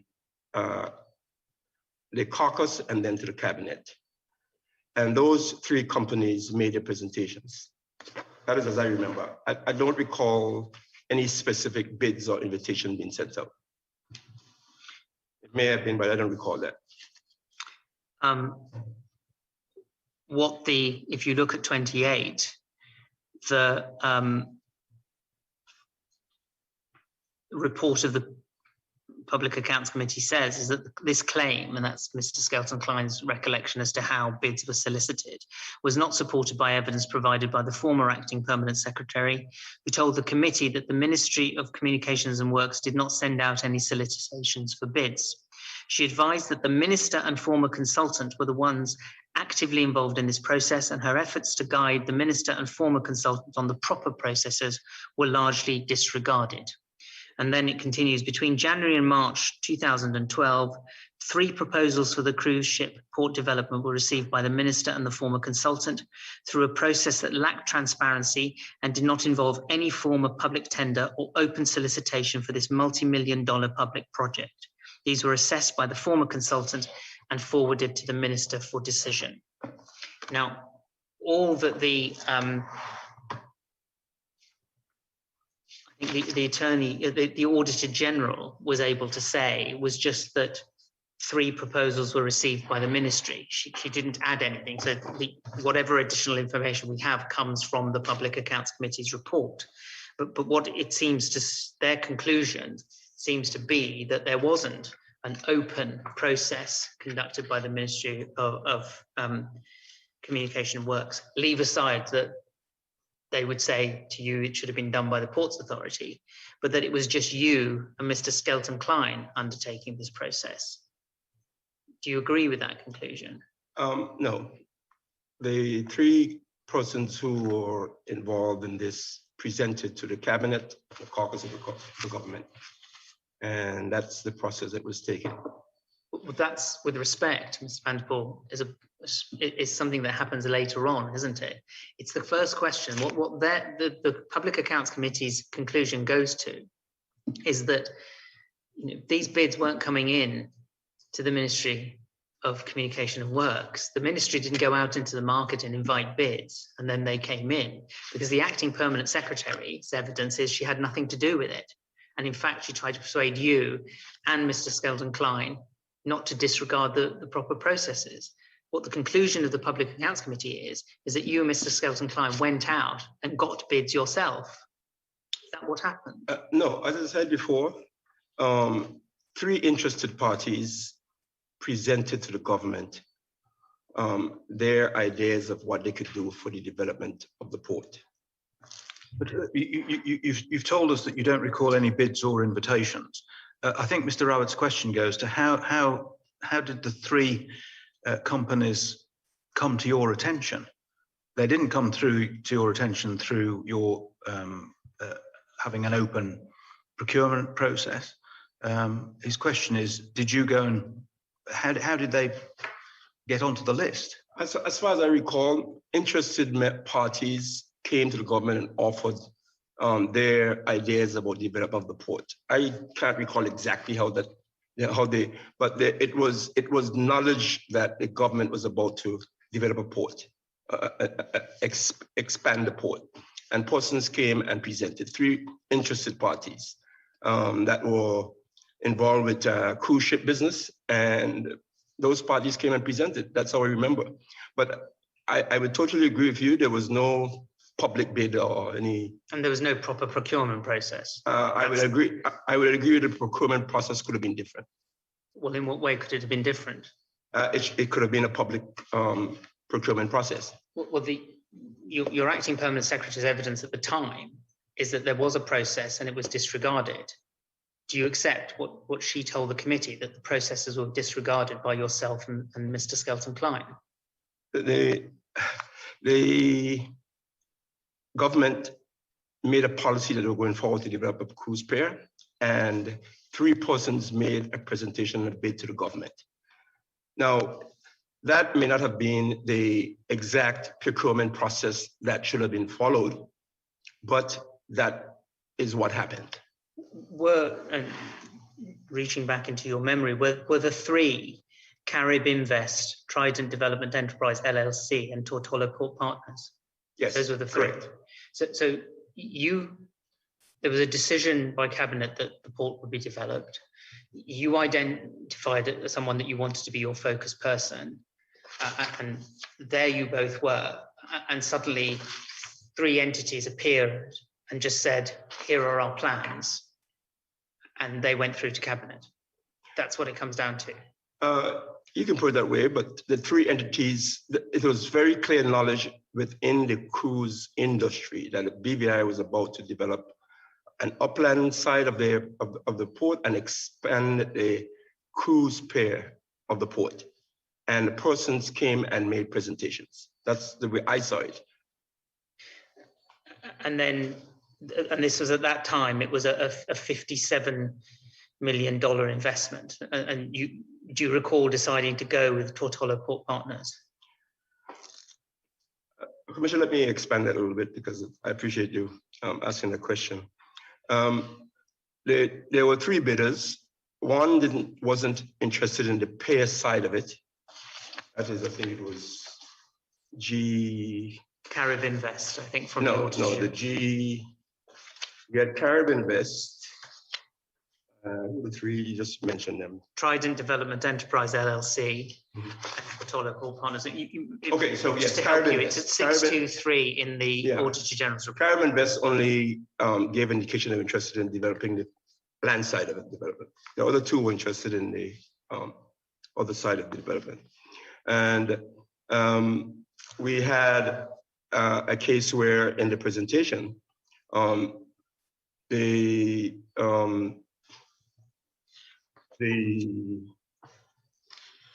Trident Group was connected with the Royal Caribbean Shipping Company, is what I recall, and the Total Play Park Group were proposing to develop the park in conjunction with Disney and Norwegian Cruise Lines.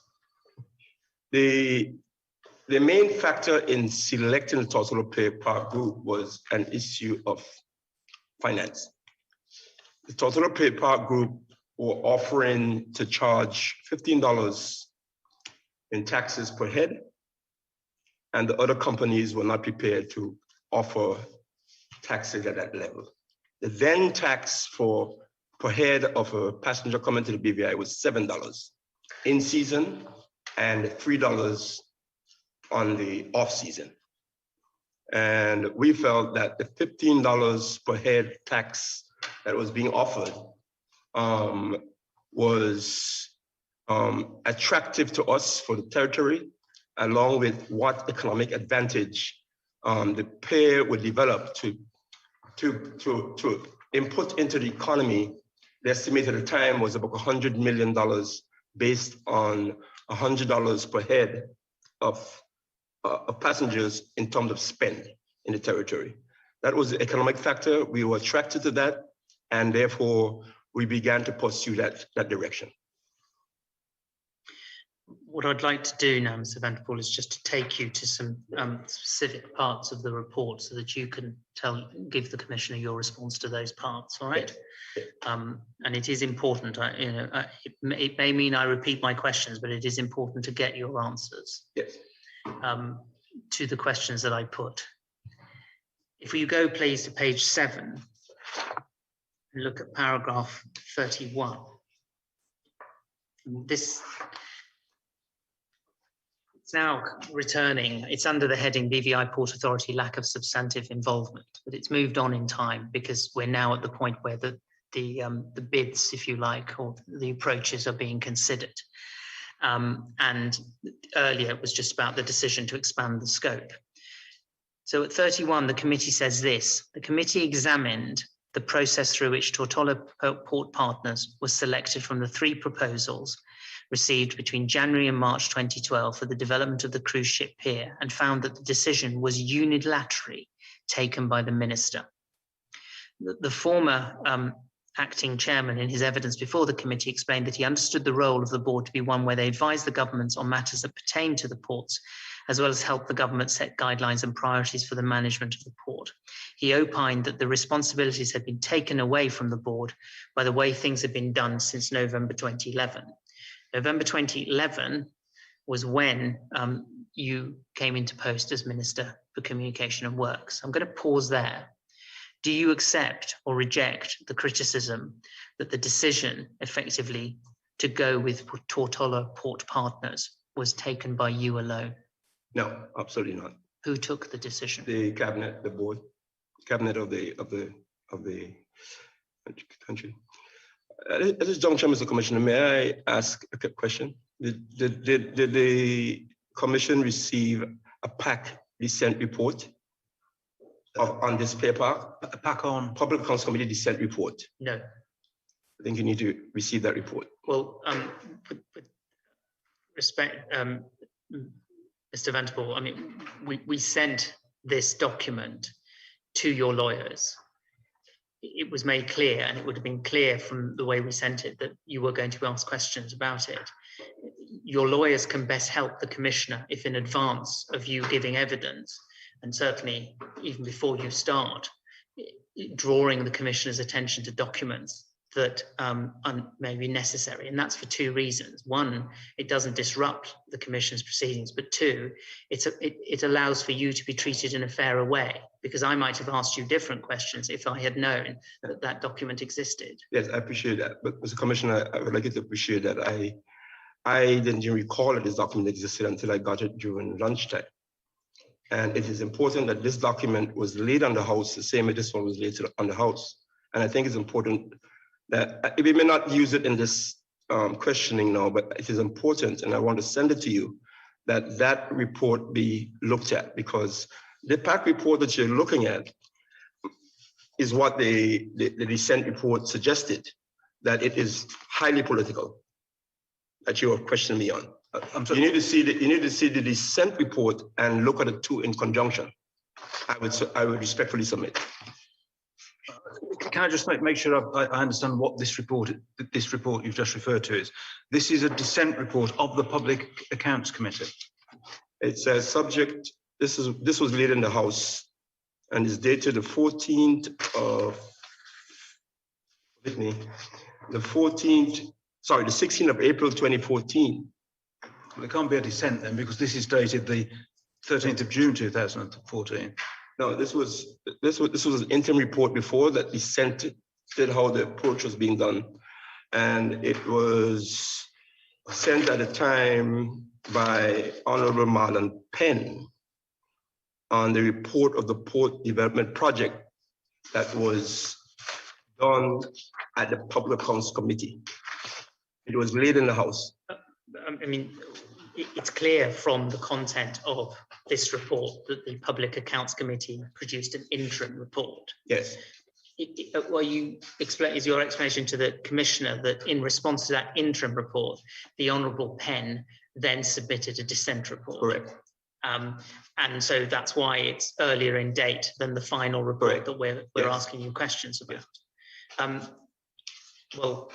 I suppose we are where we are. It's regrettable that your lawyers didn't think it necessary to draw the Commissioner's attention to this earlier.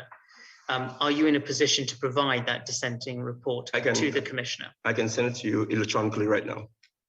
Well, I think probably the better way to do it, if you can, Mr. Vanterpool, is to send it to your lawyers, but perhaps with an instruction that they should send it immediately to the Commission. I will do that, Mr. Commissioner.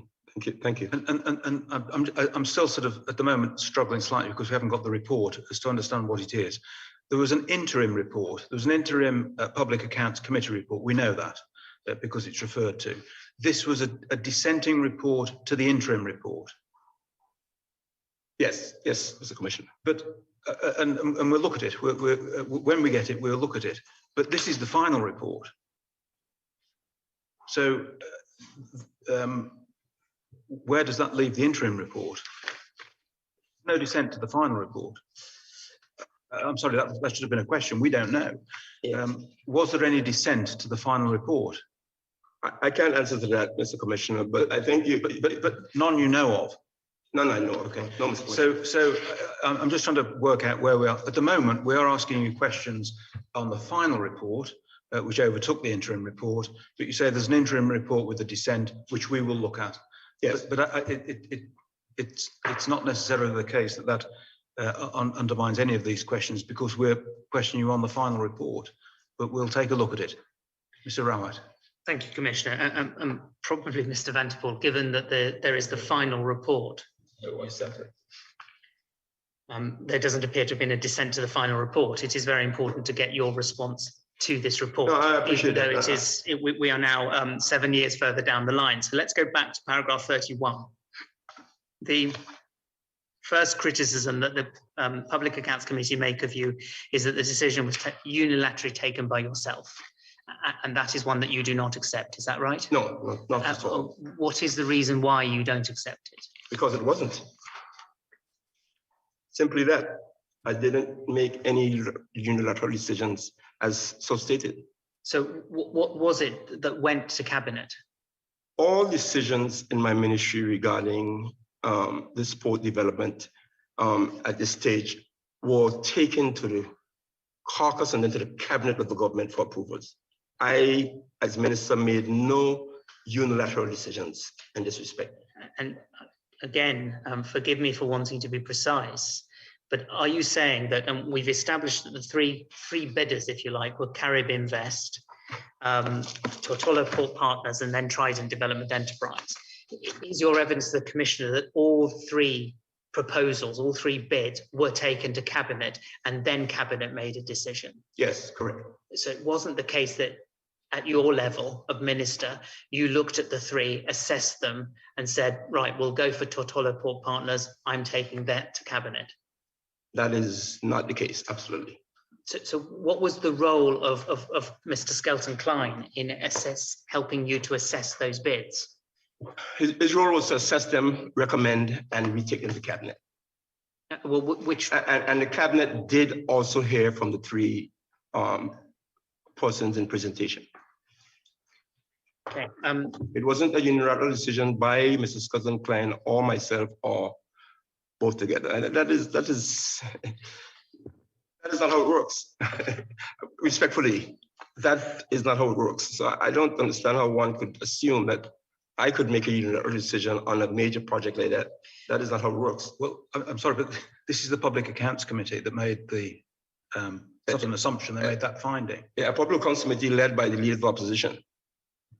I assume, again, this is a question, so, and my assumption may be wrong, but I assume that the Public Accounts Committee is that comprised of only opposition members? 3 members of the opposition, 2 members of the government. Thank you very much. And the 2 members of the government is what I'm saying. I don't recall whether they made a dissent on the final thing, but it was the Public Accounts Committee report, in my view, well, certainly my view, was highly politically motivated, and the facts are not the facts. You ask me questions about the facts, I'm giving you my view. And but you may opt to accept the Public Accounts Committee report, but my evidence is clear. I want to make sure that it's clear on your records. No, absolutely, that's important. Thank you. But so my understanding is that in the Public Accounts Committee final report, of which we know of no dissent, 2 members of the majority party signed up to the finding that the decision to choose TPP was unilaterally taken by you. I mean, I know you said that that's wrong, but that's where we are. I don't know what you may conclude, Mr. Commissioner. But no, I am telling you categorically so. I know. One moment, I'm sorry, but I just want to make sure that the premise on which you're going to make your observations is correct. I'm not making any finding or assumption. The Public Accounts Committee made this as a finding. Yes. You say it's wrong. Yes. And you may, I don't have evidence with me now, but you may go back to the this report as it was debated in the House and get my views on this report and others' views on this report as it was debated in the House. It was debated in the House. So if you got an evidence totally, Mr. Commissioner, I wish that we could get all of the evidence, because I absolutely refuted this report in the House of Assembly. But we can only act on the evidence which comes forward. This has come forward, and you have not brought forward any evidence, including the interim dissenting report. But we will look at any evidence that comes forward. Yes, I would just want to categorically state that I made no unilateral decisions on selecting any of these groups at any time. That's my evidence. Yes. Well, let's get your evidence on some of the other factual matters that were set out in the report. And if I take you to paragraph 33 in the report, and this is the other element of the criticism. So we've dealt with the bids, but this is again going back to the lack of involvement on the part of BVI Ports Authority. And if you look at what the Public Accounts Committee says there, the minutes of the authority's board meetings from January 2012 to June 2012 bear evidence of the authority's exclusion from the selection process and from other decisions regarding the development as follows. I'm going to take you through each of them in turn, allow you to respond. On 26th of January 2012, the minister attended a board meeting of the authority and informed the board that he had decided a new direction for the cruise ship port development project. The minister also advised members that he had already received 2 proposals for the upland development and was expecting a 3rd. On 8th, pause there. Do you have any response to that, which is effectively that you came along to the Ports Authority and said, look, this is what's happening. I have these proposals in hand, and that's what you advise. Yeah, no, I do recall going to the board, yes. And my recollection was clearly that this was the government's policy moving forward, and that I was informing the board of this. This is the direction the government was moving towards, and I definitely I do recall a meeting, and that would have been what I've said. So this is probably correct. Well, Mr. Vanterpool, I want you to be careful about what you say is probably correct. The commissioner has your evidence that what you saw your job as minister to do was to implement government policy. But what is being said? Not implement, direct. Oh, let's say, well, let's use the word of the. There's a difference. Yes, all right, direct. I'll take your word. Go to A though and look at A. Mm-hmm. The minister also advised members that he had already received 2 proposals for the upland development and was expecting a third. And this is the point. The criticism that is made by the Public Accounts Committee is that you were not consulting the statutory body responsible for that report. Because what it said here is you turned up and told them, well, actually, whilst you were elsewhere, I have the proposals. Do you follow the point? Yes. And do you accept that that is what you did? That's the prerogative I had, and I don't know the exact details, and I'm sure, as you said, the minutes bear that out. But that is what I was intending to do. Let's go through the rest, though, perhaps, and then I think I can put it as one point. On 8th of March 2012, the minister attended a board meeting of the authority and informed the members that the heads of terms that the authority, had signed with Disney had been cancelled. At a board meeting on 12th April 2012, the members were informed that the government had signed a heads of understanding on 27th of March 2012 with Tortola Port Partners to enter into negotiations for the management and development of the cruise ship development project. At the meeting held on 12th April 2012, the board was promised greater involvement in the details of the project under the guidance of the Minister for Communications and Works. It continues on the next page. And, in May, June, the former managing director received an email from the former consultant instructing the authority to pay 3.1 million for piles for the pier extension. Neither the managing director nor the board members had been involved in or had prior knowledge of the government's negotiations with TPP to purchase piles. Despite the authority's non-involvement in the decision-making process for this project, a resolution was purportedly passed by the board and executed on 5th July 2012 by the acting chairman, authorising the BVI Port Authority to enter into an agreement with Tortola Port Partners Limited for expansion of the cruise pier and the construction of the Tortola Pier Park. The committee has not found any record of a board meeting to support the passing of said resolution. And the last point they made is on 8th October 2013, the Minister for Communications and Works attended a special meeting of the board and informed the members that the TPP arrangement had failed.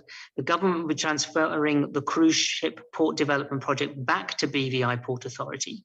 He advised the board that their £12 million project, $12 million project had grown to $49.9 million, and that he needed them to pass a resolution that he could take to Cabinet and forward on to the UK. Now that is a chronology that the Public Accounts Committee has put in its report. You have that report, and it points to this, that the Ports Authority were not involved in this process at all. That's the central criticism that's made of you, isn't it, Mr. Vanterpool?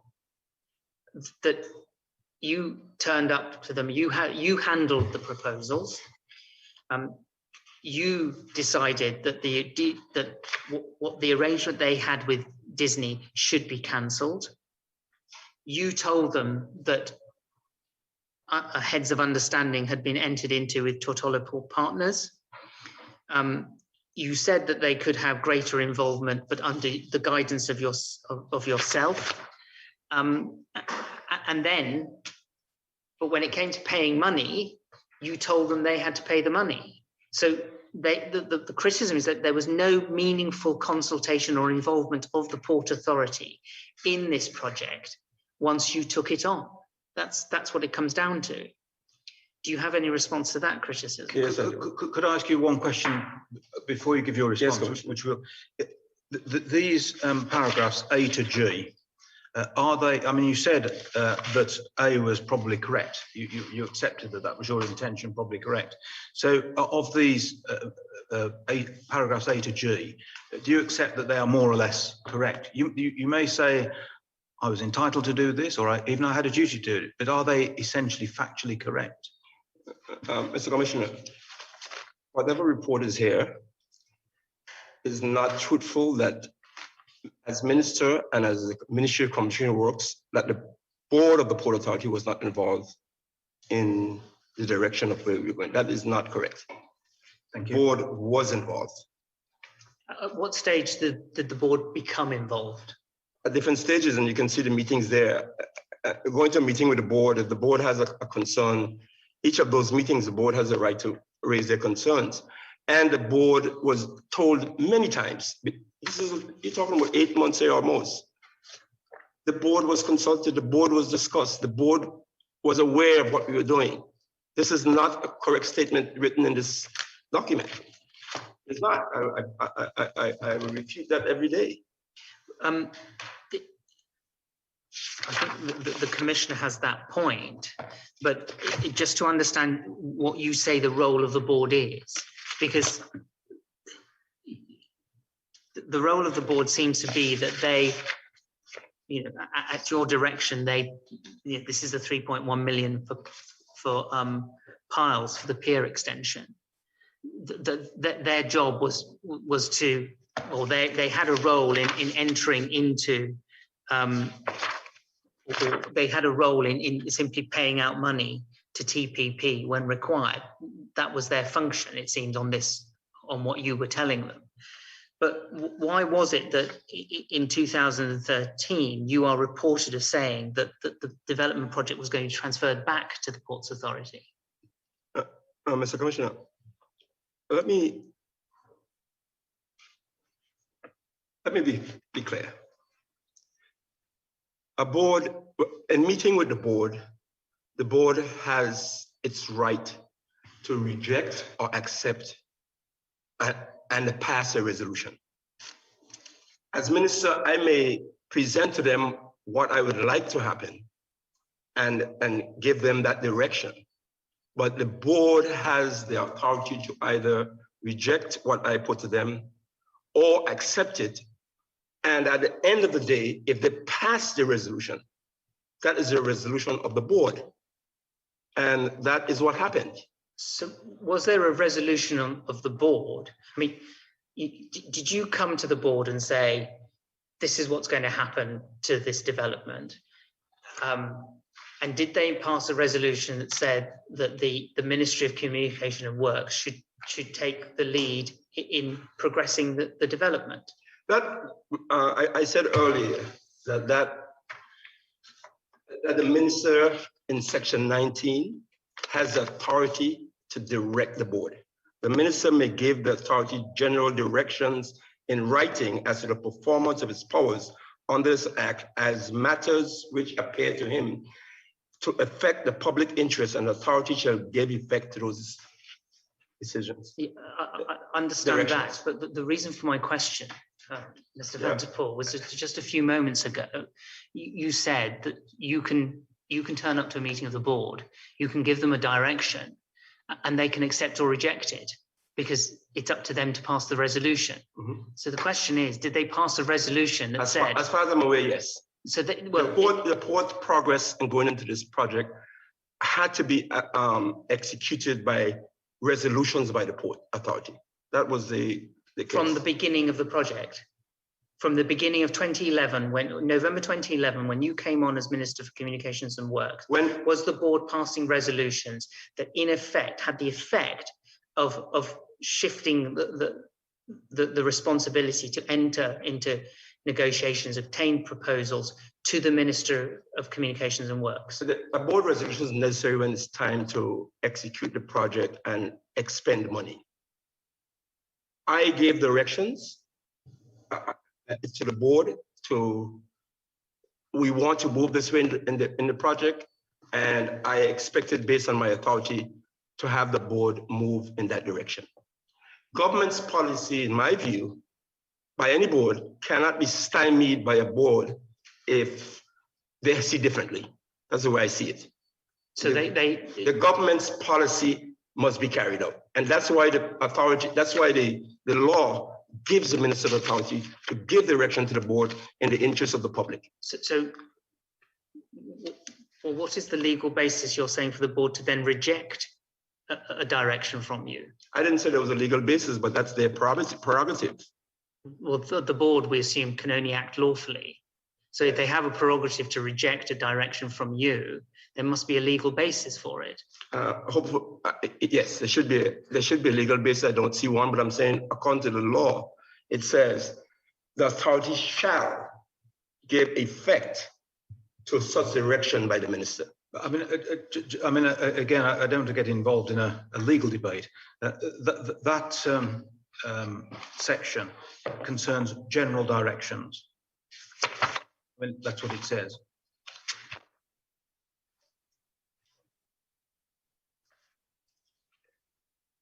General directions provision. So you can give them general directions. Let's go to the end of the discussion of that line, which appeared to him to affect the public interest. No, I know. But his project, in my view as minister, was key to the public interest and the economy of the Virgin Islands. So does that mean that you think that you could have given specific directions? Yes. Yes. And they were bound. According to section 4. But was the board bound to follow your directions? Or did yes. they? Yes, as far as I know, yes. So are you now changing your earlier evidence that they could reject a direction if they thought it's appropriate? You asked me if they followed my direction. No, were they bound to follow your direction? According to this, yes. So do you now withdraw your earlier evidence that they could in fact reject your direction if they wanted to? They could, and they'll be fired. I see. The minister has that authority. I appoint the board. So if the board had not followed your direction, you would have fired them all? I didn't say I would. I said I had the authority to do so. Yes, you could have done. Yes. Yes. Can I just take you? The government's policy, I want to make clear, is my understanding when I became minister. The government comes to office and the government develop policies, and the government's policies within this law are expected to be carried out. That's the government's policy. The day-to-day management of the board and the running of the board, that's the board's responsibility. Government's policy, especially when it comes to development of the board, has to be carried out. That's according to this law. That's what gives the minister the authority to make sure it happens. Mr. Commissioner, I could just have a moment. Certainly. Quick. Could we just have a 10-minute break as well? It may be a convenient time. Okay. But we'll come back in 10 minutes. Thank you. Thank you, Mr. Fraser.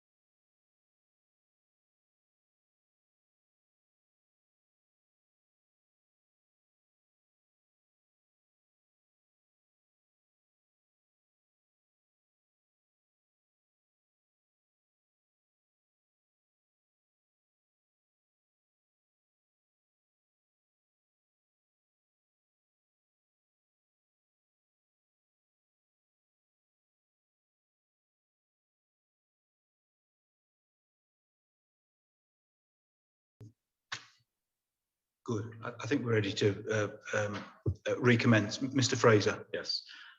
Thank you, Mr. Commissioner. I just was referring to the documents, Yes. in particular, the one document you received for the Ports Authority Act, and another document that was referred to in the witness's evidence. Normally, yes, these would have been submitted prior.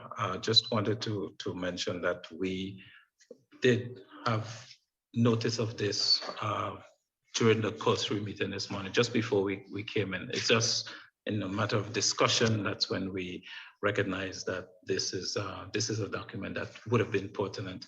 It was not in the bundle, and we just really apologize that it wasn't given in advance. No.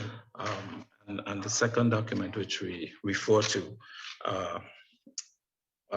as you said, again, that was forwarded to me during this whole proceeding.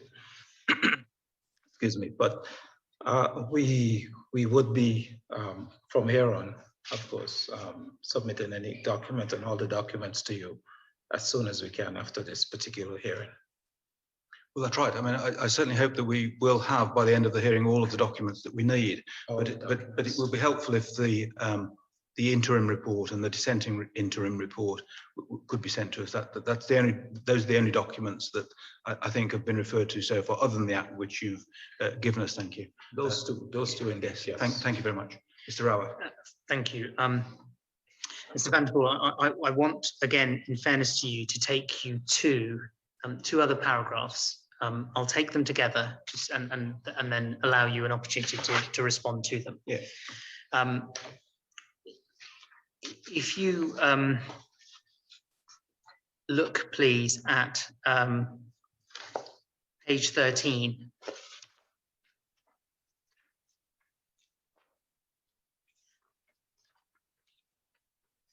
You see at the bottom there, conclusions 52. Yes. What the committee said was that it found that there was a concerted effort on the part of the minister, whether by intention or through lack of knowledge of government processes, and later the Ministry of Finance, to obscure information regarding the processes undertaken on this project. So leave out the Minister of Finance, not your prerogative, but the charge against you by the committee is that you either intentionally or through no knowledge obscured the information regarding the processes undertaken. Is that something that you were willing to accept at the time or now? You go please to paragraph 81, which you will find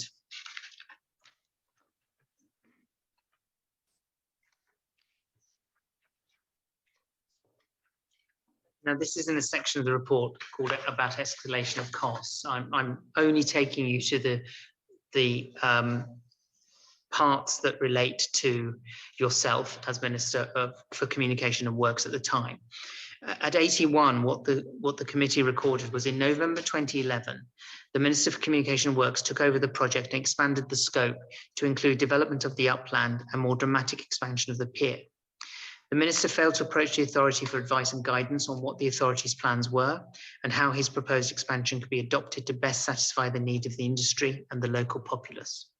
In so doing, the Minister missed the opportunity to gain from the existing knowledge and experience of the authority and its experts and learn of possible existing options.